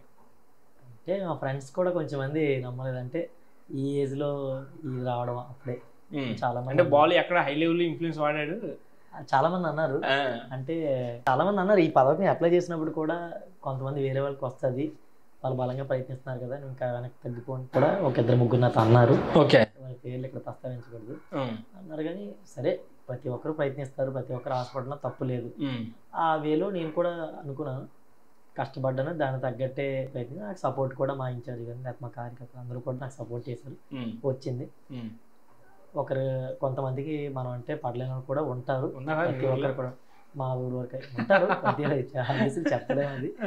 సో రూమర్స్ ఉంటాయి ప్రతి చోట కూడా, కాసే చెట్టుకే రాళ్ళ దెబ్బలు అనేటట్టు ఒకరు సాధించలేని ఒకరు సాధించారంటే ఖచ్చితంగా అది ఉంటాయి. ముందుకు తోసే వాళ్ళు ఎంతమంది ఉంటారు, దానికి డబ్బులు వెనక్కి లాగే వాళ్ళు కూడా ఉంటారు, అందులో ఉంటారు. నాకు నా ఆబ్వియస్లీ మా కమిటీ ఎలాగో ఉంది నాకు సపోర్ట్గా. భీమిలి నియోజకవర్గంకి వచ్చేసరికి నన్ను ఎప్పుడు కొంతమంది అంటే సందీప్ గారు ఎప్పుడు నా ముందేనే ఉంటారు. అసలు వాళ్ళతో నగరాలు అని చాలా మంది అసలు మిమ్మల్ని అంటే నాకైతే కొంచెం డౌట్ ఉండేది, అంటే మీరు అందరితో తిరుగుతారు కాబట్టి అంటే బాలు కూడా నగరాలు అంటే మా వార్డుకి వచ్చేసరికి భీమిలి కాన్స్టిట్యున్సీకి వచ్చేసరికి కొంతమంది మా కమ్యూనిటీ వాళ్ళే మధురవాడకి సంబంధించి మనందరం కలిసి మాట్లాడదాం, కలిసి చేద్దాం అని చాలాసార్లు అనేవారు. అనేసరికి నేను అనేవాడు అనమాట, మీరు నా వార్డు వరకు అయితే దయచేసి నన్ను ఎప్పుడు కలపకండి, ఎందుకంటే ఇక్కడ మా వార్డుకి వచ్చేసరికి సుమారు ఒక 23,000 చిల్లర ఓటింగ్ ఉందండి. అందులో మా నగరాల కమ్యూనిటీకి ఒక 1000 నుంచి 1300-1200 ఉంటాయి ఓటింగ్ మీ వార్డులో, మా వార్డులో. మిగతా వచ్చేసరికి ఫిషరీస్ ఎక్కువ, యాదవ్స్ ఎక్కువ, రెడ్డిస్ ఎక్కువ, ఎస్సీ కమ్యూనిటీకి ఎక్కువ, ఇలా గౌడ్ కమ్యూనిటీ ఉన్నారు. సో అన్ని కలగలిపిన వార్డు 4వ వార్డు. ప్లస్ మాది ఏంటంటే ఎక్స్టెన్షన్ పరంగా కూడా 98 వార్డులో కూడా మా వార్డు కొంచెం పెద్దది, విస్తీర్ణ పరంగా కూడా. ఎక్కడ మన జేవి అగ్రహారం నుంచి రామానాయుడు స్టూడియో వరకు ఇంచుమించి మా వార్డు వస్తుంది, 4వ వార్డు, చాలా పెద్ద వార్డు వస్తుంది. సో ఇంత దాంట్లో మళ్ళీ ఉన్న దాంట్లోనే మనం కులాన్ని విడదీసి మనం మాత్రమే మనం ప్రత్యేకించి వెళ్ళిపోవడం. జేవి అగ్రహారం దొరతోట రోడ్ అండి, ఇటు సైడ్ భీమిలి, ఇటు సైడ్ బోయిపాలెం వరకు ఇంచుమించి నా వార్డు వస్తుంది. ఇలా విడదీసి ఇలా ఎప్పుడు కూడా నేను ప్రత్యేకించే కులాన్ని ఎప్పుడు కూడా నేను దాన్ని ఇచ్చేయాలి. సో అందరితో కలుపుకోలుగా ఉండటం వల్ల చాలా వరకు మా కమ్యూనిటీలో నన్ను ఎప్పుడు కూడా నేను నగరకురస్తున్నానని ఎవరికి తెలియదు, దాన్ని ఎప్పుడు ప్రస్తావించలేదు. మా కమ్యూనిటీకి సంబంధించిన లీడర్సే నువ్వు మావాడివేనా చాలా సార్లు అన్నారు. తర్వాత నేను ఫలానా చెప్పుకోవాల్సి వచ్చింది. డౌట్ అయితే ఉంది కదా, చాలా వరకు ఉండేది. ఇప్పుడు ఇది వచ్చిన వల్ల మొత్తం ఈ 2 డౌట్లు, బాలు నారాయణరావు అనేది అంత డౌట్ ఉందో అంటే నాకు నారాయణరావు అనేది ఫస్ట్ నుంచి కూడా మా తాతయ్య గారి పేరు పెట్టారు. అది ఈ బాలసీ అప్పుడు టైంలో మా కాలేజ్లో ఆ బాటనీ సార్ పెట్టారు, అది బాలు అని నిక్ నేమ్ అది. మా బాటనీ సార్ ఏ ముహూర్తాన్ని పెట్టారు కానీ ఆ పేరుతో ట్రావెల్ అయిపోతున్నాను నేను. ఓకే, అంటే ఇప్పుడు మీ ఫ్యామిలీ మెంబర్స్ వచ్చేసరికి అంటే మీ మమ్మీ డాడీ లేదా వచ్చినంత వీళ్ళు ఎలా ఫీల్ అవుతున్నారు? అంటే చాలా సంవత్సరాల పాటు కష్టపడుతున్నాం ప్రతి ఒక్కరు కూడా. అంటే నేను 2019లో మా విలేజ్కి వచ్చేసరికి నన్ను పార్టీలోకి తీసుకొని వచ్చింది ఇప్పుడు ప్రజెంట్ వైసీపీలో ఉన్న ఒక వ్యక్తి. అంటే ఆయన పేరు ప్రస్తావించవచ్చు లేదని తెలియదు, ప్రస్తావిస్తున్నాను. ఈశ్వర్ రెడ్డి అని కాపులపాడు ఆయన. ఫస్ట్ లో ఆయన జనసేనలో ఆయన కూడా ఒక యాక్టివిస్ట్. కొన్ని అతని వ్యక్తిగత కారణాల వల్ల పార్టీని వదిలి కొంచెం వెళ్ళిపోయారు. కానీ ఇప్పటికీ చెప్పాలి, ఎందుకంటే మన మూలం ఎక్కడి నుంచి వచ్చి మరి ఆయన తీసుకొని వచ్చారు. వచ్చిన తర్వాత నుంచి కూడా మా విలేజ్కి వచ్చేసరికి జనసేనలో నేను ఒక్కడిని ఫస్ట్ జెండా పట్టుకొని బండికి జెండా పట్టుకొని తిరిగితే ఒక్కొక్కటి పిచ్చోడ్లో చూసేవారు నన్ను. చిన్న పిల్లడు కదా ఈడేంటి అనేసి. ఆ టైంలో 2019 సందీప్ గారి ఎలక్షన్ కూడా మేము బూత్ లో ఉండి ఆ టైంలో కూడా గొడవలు ఆడి చాలా జరిగినాయి. జరిగిన తర్వాత అప్పటి నుంచి కూడా ఇంకా ఆ కసి మీద ఇంకా అలాగే అదే కంటిన్యూగా అయితే నాతో పాటు కొంతమంది యువకులు, వార్డులో యువకులు నాతో పాటు కొంచెం సహకరించి అలాగా ఒక విలేజ్ నుంచి అలా వార్డు స్థాయి వరకు అయింది. అయిన తర్వాత సందీప్ గారితో పాటు అప్పుడు ట్రావెల్ చేయడం, ఇంకా అలా తిరగడం, నియోజకవర్గ స్థాయిలో నాయకులతో పరిచయాలు అనుకుంటడం, నాకు ఏదైనా సమస్య వచ్చినప్పుడు వాళ్ళందరూ రావడం, వాళ్ళకి ఏదైనా సమస్య మేము వెళ్ళడం, అలా నియోజకవర్గ స్థాయిలో కూడా అందరూ కూడా బాలు అలా పరిచయం పెంచుకొని అలా మనం కూడా పార్టీని కూడా 4వ వార్డులో అప్పటికి కూడా మెంబర్షిప్లో స్టార్ట్ అయిపోయేసరికి 9 వార్డులో భీమిలిలో ఫస్ట్ టైం మెంబర్షిప్ చేసాం, 4వ వార్డులో ఎక్కువ మెంబర్షిప్లు చేసాం. ఓకే, ఎన్ని చేశారు ఇప్పుడు? అప్పుడు ఫస్ట్ చేసినప్పుడు 630 పార్టీ ఫస్ట్ మెంబర్షిప్ లో ఓకే 600 చిల్లర మేము చేసాం. 9 వార్డులో కూడా అప్పుడు మాదే హైయెస్ట్. ఓకే, అప్పటికి మా వార్డుకి ఒక కార్పొరేటర్ స్థాయి వ్యక్తి కూడా లేదు జనసేన పార్టీలో. ఓకే, నాలాగే నాతో పాటు ఒక ఉండేవారు, రమణ, మూర్తి, అప్పరవనయ్య, రాజు, అందరం ఇలా మాకు సహకరించిన వాళ్ళు, ప్రసాద్ కానీ వీళ్ళంతా కూడా ఫస్ట్ నుంచి ఉన్న వాళ్ళు, ఈశ్వర్ రెడ్డి, అనిల్ అని వాళ్ళు ఉండేవారు. వాళ్ళు కొంచెం సైలెంట్ అయ్యారు, శ్రీను అని. అయినా కూడా మేము అలా ఒక తలో చేసుకొని అలా మా వరకు మేము ఎక్కడ మీటింగ్ అయినా అటెండ్ అవుతూ మా వార్డులో మేము అలా చేస్తూ చేద్దాం. ఇప్పుడు సుమారు మా వార్డు నుంచి మన లాస్ట్ టైం 1500 దాకా అయింది. Okay, membership. మీరు డే 1 నుంచి జనసేన పార్టీ? డే 1 నాకు వేరే పార్టీ తెలియదు, జనసేనలోనే ఉన్నాను. ఎందుకు ఇందులోకి రావాలనుకున్నారు? పార్టీలు ఉన్నాయి ఇప్పుడు. అంటే నాకు సినిమా పరంగా కళ్యాణ్ గారు సెకండ్, సినిమా పరంగా అయితే నేను కళ్యాణ్ గారి పెద్ద అభిమాని అయితే నేను కాదు, వాసన ఒప్పుకోవాలి, నేను సిద్ధార్థ్ అభిమాని. కానీ కళ్యాణ్ గారు ఏ స్వార్థం లేదు ఆయనకి. ఒకటి తీసేసుకుందాం, ఒకటి దుబ్బేద్దాం, ఒకటి దోచేద్దాం అనే ఆలోచన అయితే లేదు. ఫస్ట్ ఆఫ్ ఆల్ ఆయన దగ్గర ఉన్నది 10 రూపాయలు ఉంటే ఆయన కోసం 10 రూపాయలు ఎంచుకుని 9.5 కూడా పనిచేసే టైప్ అయింది. సో అలాంటి ఆయన వస్తే ఒకరికి మంచి జరిగిద్ది, ఒకరికి మంచి చేస్తారు. ఏ రాజకీయ నాయకుడు కూడా అంత ధైర్యంగా ఏజెన్సీ ఏరియాకి వెళ్ళలేరండి. ఏ రాజకీయ నాయకుడు కూడా అక్కడ ఎమ్మెల్యేలే కాల్చి పడేసిన రోజులు ఉన్నాయి. అరకులో సివేర్ సోమ, ఆయన సర్వేశ్వరరావు గారు, అలాంటి వాళ్ళు. కానీ అంత ధైర్యంగా వెళ్ళి వాళ్ళ మధ్యలో కూర్చొని వాళ్ళతో పాటు నడిచి వాళ్ళతో పాటు అడుగులు అడిగేసి వాళ్ళతో పాటు తిని వాళ్ళ కాళ్ళకి చెప్పులు కొని పంపించిన రోజులు కూడా ఉన్నాయి, చీరలు పంపించిన రోజులు. అలాంటి నాయకుడు, అంత స్వార్థమైన నాయకుడు. కాబట్టి ఆయన అడుగుజాడలో నడిస్తే ఎదిగిన ఎదగకపోవడం సెకండరీ, కానీ ఒక మంచి వేలో వెళ్తున్నాం అనేది మాత్రం నాకు అనిపించింది. నాకంటే ముందు నడిచిన వాళ్ళు కూడా చాలా మంది నమ్మారు, నేను అదే నమ్మాను. మరి అంత స్వార్థం నాయకుడు మరి వేరే పార్టీతో కలిసి వెళ్ళడం అది ఎలా చూస్తారు బాలు గారు? కొన్ని సార్లు రాక్షసులను చంపడానికి కూడా దేవతామూర్తులు అందరూ ఒకటే ఎవరండి. సో 151 సీట్లు వచ్చేసినాయి, అహంకారంతో నిండిపోయింది. ఎంతలా అంటే రోడ్డు ఎక్కితే కేసు, మా మీద కేసులు ఎఫ్ఐఆర్లు ఇది అవ్వలే, కానీ స్టేషన్లో తీసుకెళ్లి కూర్చోబెట్టిన రోజులు కూడా మాకు ఉన్నాయి, వార్నింగ్లు వచ్చిన రోజులు కూడా మాకు ఉన్నాయి. సోషల్ మీడియాలో పోస్ట్ పెడితే ఎక్కడి నుంచో మాకు ఫోన్లు వచ్చిన రోజులు ఉన్నాయి. సోషల్ మీడియాలో మా అమ్మల్ని ఇంట్లో ఆడవాళ్ళు కలిపి తిట్టించుకున్న రోజులు కూడా ఉన్నాయి, చాలా ఉన్నాయి. సో అలాంటివన్నీ మేము ఫేస్ చేసాం.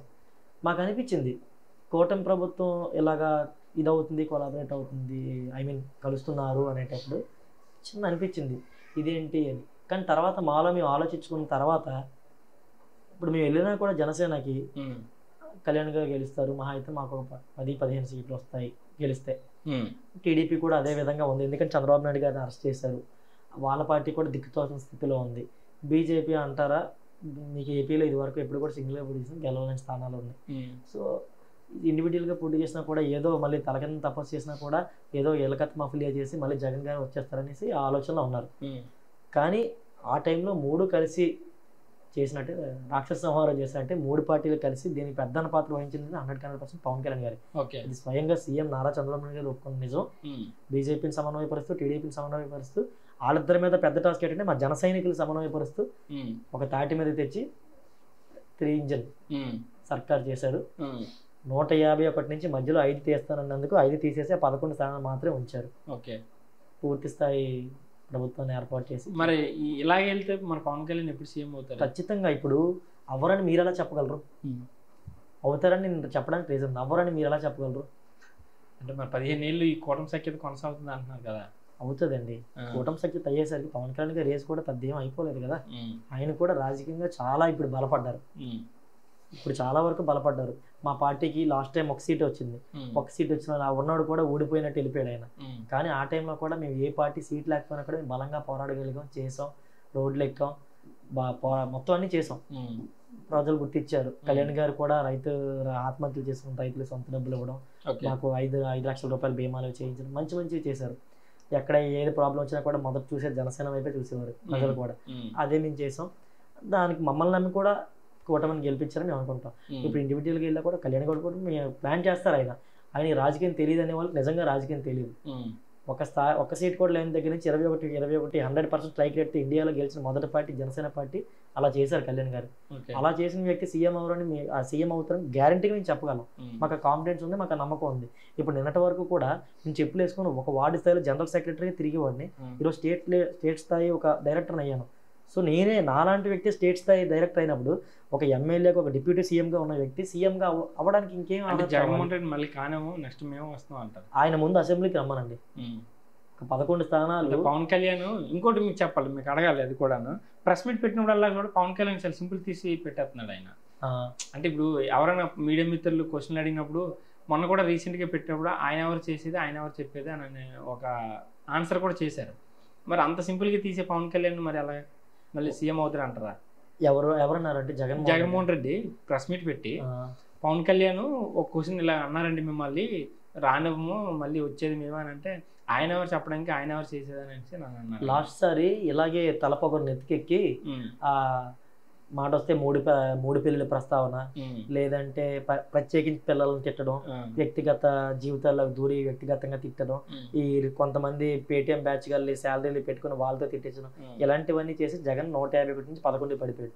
ఇలాగే ఇంకా మాట్లాడనుకోండి 11 నుంచి 1 పడిపోవడం గ్యారెంటీ ఖచ్చితంగా ఉంటుంది. ఆ ఒక్క సీట్ కూడా ఆయన కూడా గెలవడు. ఎవరో ఒక వ్యక్తి మంచి వ్యక్తులు ఉంటారు కదా, అలాంటి వ్యక్తి గెలుస్తారు. జగన్మోహన్ రెడ్డి కూడా ఈరోజు గెలిచే స్థాయి పరిస్థితులు లేవు. ఎందుకంటే కడప జిల్లా పులివెందుల అంటే నా అడ్డా పులివెందులో కూడా మన టీడీపీ జెడ్పీటీసీ గెలిచింది, కూటమి ప్రభుత్వం గెలిచింది. అక్కడ ఇంకా ఏముంది, వాళ్ళ ఇంటికి వెళ్ళి వాళ్ళనే గెలిచాం. ఫస్ట్ ఇల్లు గెలి తర్వాత ఊరు గెలి అన్నారు, ఊరు గెలిచి తర్వాత ఆలీలు కూడా మనం గెలిచేసాం. ఇంకా నెక్స్ట్ టైం ఆయన ఫస్ట్ వాళ్ళ ఇల్లే ఓడిపోయాడు. నెక్స్ట్ ఆయన ఇంకా ఎలా మాట్లాడతారు? ఆయన మాటలు నిజంగా హాస్యాస్పదంగా ఉంటున్నాయి. ఏదైనా మా ఒక సీట్ లేకపోయినా కూడా మేము ధైర్యంగా రోడ్లో గుంతలు పూడ్చాం. ఒక చెరువులకు సంబంధించినవి, ప్లాస్టిక్ సంబంధించి చాలా కార్యక్రమాలు చేసాం. అవన్నీ జనాల్లో కూడా చాలా అవేర్నెస్ కలిగించినాయి చాలా వరకు. ఫస్ట్ అనుకునేవారు మేము రోడ్డు మీదకి వెళ్ళి ఏదైనా చేస్తే వీళ్ళేంట్రా పిచ్చోడిలాగా తిరుగుతున్నారు, పిచ్చోడిలాగా ఆయన ఏదో చెప్తాడు వీళ్ళేదో చేస్తారనేసి. కానీ ఆలోచించిన ప్రతి ఒక్క ఎడ్యుకేటెడ్ పర్సన్, లిటరేచర్ ప్రతి ఒక్కరు కూడా, ప్రతి ఒక్క గవర్నమెంట్ ఎంప్లాయీ కూడా ఆలోచించినాక ఈయనలో ఏదో విషయం ఉంది కళ్యాణ్ గారిలో, ఈయన వెనకాతలు వెళ్తే ఒక మంచి జరుగుతుంది అని ప్రతి ఒక్కరు కూడా ఈరోజు కళ్యాణ్ గారిని సపోర్ట్ చేసేవాళ్ళు. ఎవరో పేరాభిమానులు ఉంటారు. లాస్ట్ టైం మన రఘురామకృష్ణ గారు చెప్పినట్టు జగన్మోహన్ రెడ్డి నమ్మని మూర్ఖులు అనేటట్టు ఉంటారు అలాంటి వాళ్ళు. మరి ఆయన ఇప్పుడు ప్రతిపక్ష హోదా ఇవ్వండి, అసెంబ్లీకి వస్తాం, ప్రజా సంస్థ పోరాడతాం అని కూడా చెప్తున్నారు. అంటే కూటమి ప్రభుత్వం అయినా కూడా ఏ పార్టీ సింబల్ ఆ పార్టీకే ఉంటుంది. ఒక పార్టీ సింబల్ నుంచి ఒక అసెంబ్లీకి సెక్షన్ వరకు ఏ పార్టీ అయితే సెకండ్ సింబల్ మీద ఎక్కువ సీట్లు గెలిచిందో వాళ్ళు మాత్రమే ప్రతిపక్ష హోదాలో కూర్చోవాలి. అది మినిమం రాజ్యాంగం తెలిసిన ఎటువంటి రాజకీయ నాయకుడు అని చెప్తాడు. తెలుగుదేశం పార్టీ కొన్ని సీట్లు గెలిచిన దాని తర్వాత 21 సీట్లు గెలిచిన జనసేన పార్టీ ప్రతిపక్ష హోదా వస్తుంది. ప్రతిపక్ష హోదా జనసేన పార్టీది. నాకు చాక్లెట్ ఇవ్వండి, నేను స్కూల్కి వెళ్తాను, నాకు బిస్కెట్ కొనండి, నేను స్కూల్కి అసెంబ్లీకి వెళ్తాను అనేటట్టు నీకు 11 సీట్లు వచ్చినప్పుడు నువ్వు పోరాడయ్యా, నువ్వు పోరాడు. నువ్వు పోరాడుకుంటా గుర్తిన జీతం తీసుకొని నువ్వు ప్రజలపై అసలు పోరాడట్లేదు, నువ్వు రావట్లేదు, నువ్వు గెలిచిన ఎమ్మెల్యేలు రానవట్లేదు, అసలు ఏం చేద్దాం అనుకుంటున్నావు? అలాంటప్పుడు నువ్వు ఎమ్మెల్యేగా రాజీనామా చేసి నిజంగా నీకు చిత్తశుద్ధి ఉంటే ఆ 11 మంది ఎమ్మెల్యేలు కూడా మళ్ళీ పోటీ చేయమనండి. ఎందుకంటే నువ్వు పోటీ చేస్తే మళ్ళీ నీ సీటు కూడా నువ్వు గెలుస్తావో లేదో తెలియదు, ధైర్యంలో ఉన్నాను. మళ్ళీ నెక్స్ట్ వచ్చేది కూడా కూటమి అంటారు. 100% అండి. మీకు క్లియర్గా చెప్తున్నాను, వాళ్ళ గవర్నమెంట్లకు అక్షపూరిత రాజకీయాలు ఏవి చేయడం లేదు. ఎవరినైనా ఇప్పుడు ఇన్ని రోజుల్లో అరెస్ట్ అంటే ఖచ్చితంగా అతిక్రమించి బాగా నోటు తులిన వారిని ప్రణాళికాబద్ధంగా మాత్రమే, చట్టబద్ధంగా మాత్రమే వాళ్ళు అరెస్ట్ చేయడం జరిగింది. ఎగ్జాంపుల్ వల్లభనేని వంశీ కానీ అలాంటి వాళ్ళు కొంతమంది అరెస్ట్ అయ్యారు. అంతకంటే విర్రవీగిన వాళ్ళు, కొడాలని వాళ్ళు లాంటి వాళ్ళు ఉన్నారే, వాళ్ళు ఎందుకు అరెస్ట్ చేయలేదు? చట్టబద్ధంగానే ఏదైనా కూడా క్రమబద్ధంగా చట్టబద్ధంగా చేస్తున్నారు. సో అదే దానికోసమే చేస్తున్నారు. కానీ వీళ్ళని రోడ్డు ఎక్కే వాళ్ళని అరెస్ట్ చేసేసి నిన్న మెడికల్ దానికి పాడేరు వెళ్ళారు కాదని లేదు. అదే మీరు రుషికొండ వెళ్తేనే మమ్మల్ని తీసుకెళ్ళి జీప్లో ఎక్కించేవారు. ఎందుకంత భయం? నిజంగా మేము కూడా అలాగే చేస్తుంటే వాళ్ళు పాడేరు వరకు ఎలా వెళ్తారు? కానీ వాళ్ళకి ప్రొటెక్షన్ ఇచ్చి అక్కడ కూడా మేము గౌరవించాం. ఎందుకంటే ధర్నా చేసే ఇది కానీ ఒక వ్యక్తిగత భావం తెలిపే ఇది కానీ ప్రతి ఒక్కరికి కూడా హక్కు ఉంది. ఆ హక్కులకి మనం గౌరవం ఇవ్వాలి. ఎవరు భంగపరిచే ఇదైతే లేదు ఎవరికి కూడా. అది టీడీపీ అయినా, జనసేన అయినా, వైసీపీ అయినా, ఎవరికైనా కూడా. మరి ఇప్పుడు నెక్స్ట్ టర్మ్లో అయినా సరే పవన్ కళ్యాణ్ సీఎం అవుతాడంటారా? మీకు హోప్ ఉందా? నాకైతే హోప్ ఖచ్చితంగా సీఎంగా కళ్యాణ్ గారిని అయితే మేము ఖచ్చితంగా చూస్తాం. ఎందుకంటే సీఎంగా చంద్రబాబు నాయుడు గారి అనుభవాన్ని ప్రజెంట్ నష్టాల బాటలో ఉన్న ఆంధ్రప్రదేశ్కి ఆయన అనుభవాన్ని ఉపయోగించి కొంచెం పైకి తెచ్చి ఒక రోడ్డు వేయిస్తున్నారు కళ్యాణ్ గారు. దానికి తగ్గట్టు ఎవరి వర్క్ వాళ్ళు చేసుకున్నారు. లోకేష్ గారు చేసుకున్నారు, చంద్రబాబు నాయుడు వర్క్ ఆయన చేసుకున్నారు, కళ్యాణ్ గారు చేసుకున్నారు. మా పరంగా మాకు తెలిసి మా మినిస్టర్ గారు మనోహర్ గారు కానీ దుర్గేష్ గారు కానీ వాళ్ళిద్దరు వర్క్ కానీ చాలా నీట్గా ఉంది. నీట్గా ఒక వే వేసుకొని వెళ్తున్నారు. కింద స్థాయిలో ఉన్న కడుపు మండిపోయిన కార్యకర్తలు చిన్న చిన్న బాధపడతారు. అది నేనైతే వాస్తవం, నేను కాదన్ను. మా మీద బురద జల్లడానికి వైసీపీ పార్టీ బురద జల్లుతుంది. ఆబ్వియస్లీ వాళ్ళు జరిగేటట్టు మేము కూడా ఎలాగో జల్లుతాం. ఖచ్చితంగా ప్రతిపక్షం అనేది మాట్లాడేది. కానీ వాళ్ళ ప్రతిపక్షం అని కూడా నేను అన్నాం, వైసీపీ అని అంటాను. ఎందుకంటే ప్రతిపక్ష హోదా కూడా లేదు వాళ్ళకి. సో మీరు అన్నట్టు బాలు గారు, మీ డిప్యూటీ సీఎం మీరు అన్నట్టు నెక్స్ట్ టర్మ్లోనైనా సీఎం కావాలని కోరుకుంటూ, మేము కూడా మనస్ఫూర్తిగా కోరుకుంటూ, మీ కూటమి సఖ్యత ఎలాగే కొనసాగాలని మనస్ఫూర్తి కోరుకుంటూ, థ్యాంక్ యూ బాలు గారు, మీ యొక్క విలువైన సమయాన్ని మాతో పంచుకున్నందుకు. ఇది ఇవాళ స్ట్రైట్ పాయింట్. వచ్చే వారం ఇంకో అతిథితో కలుద్దాం. అంతవరకు సెలవు, నమస్తే.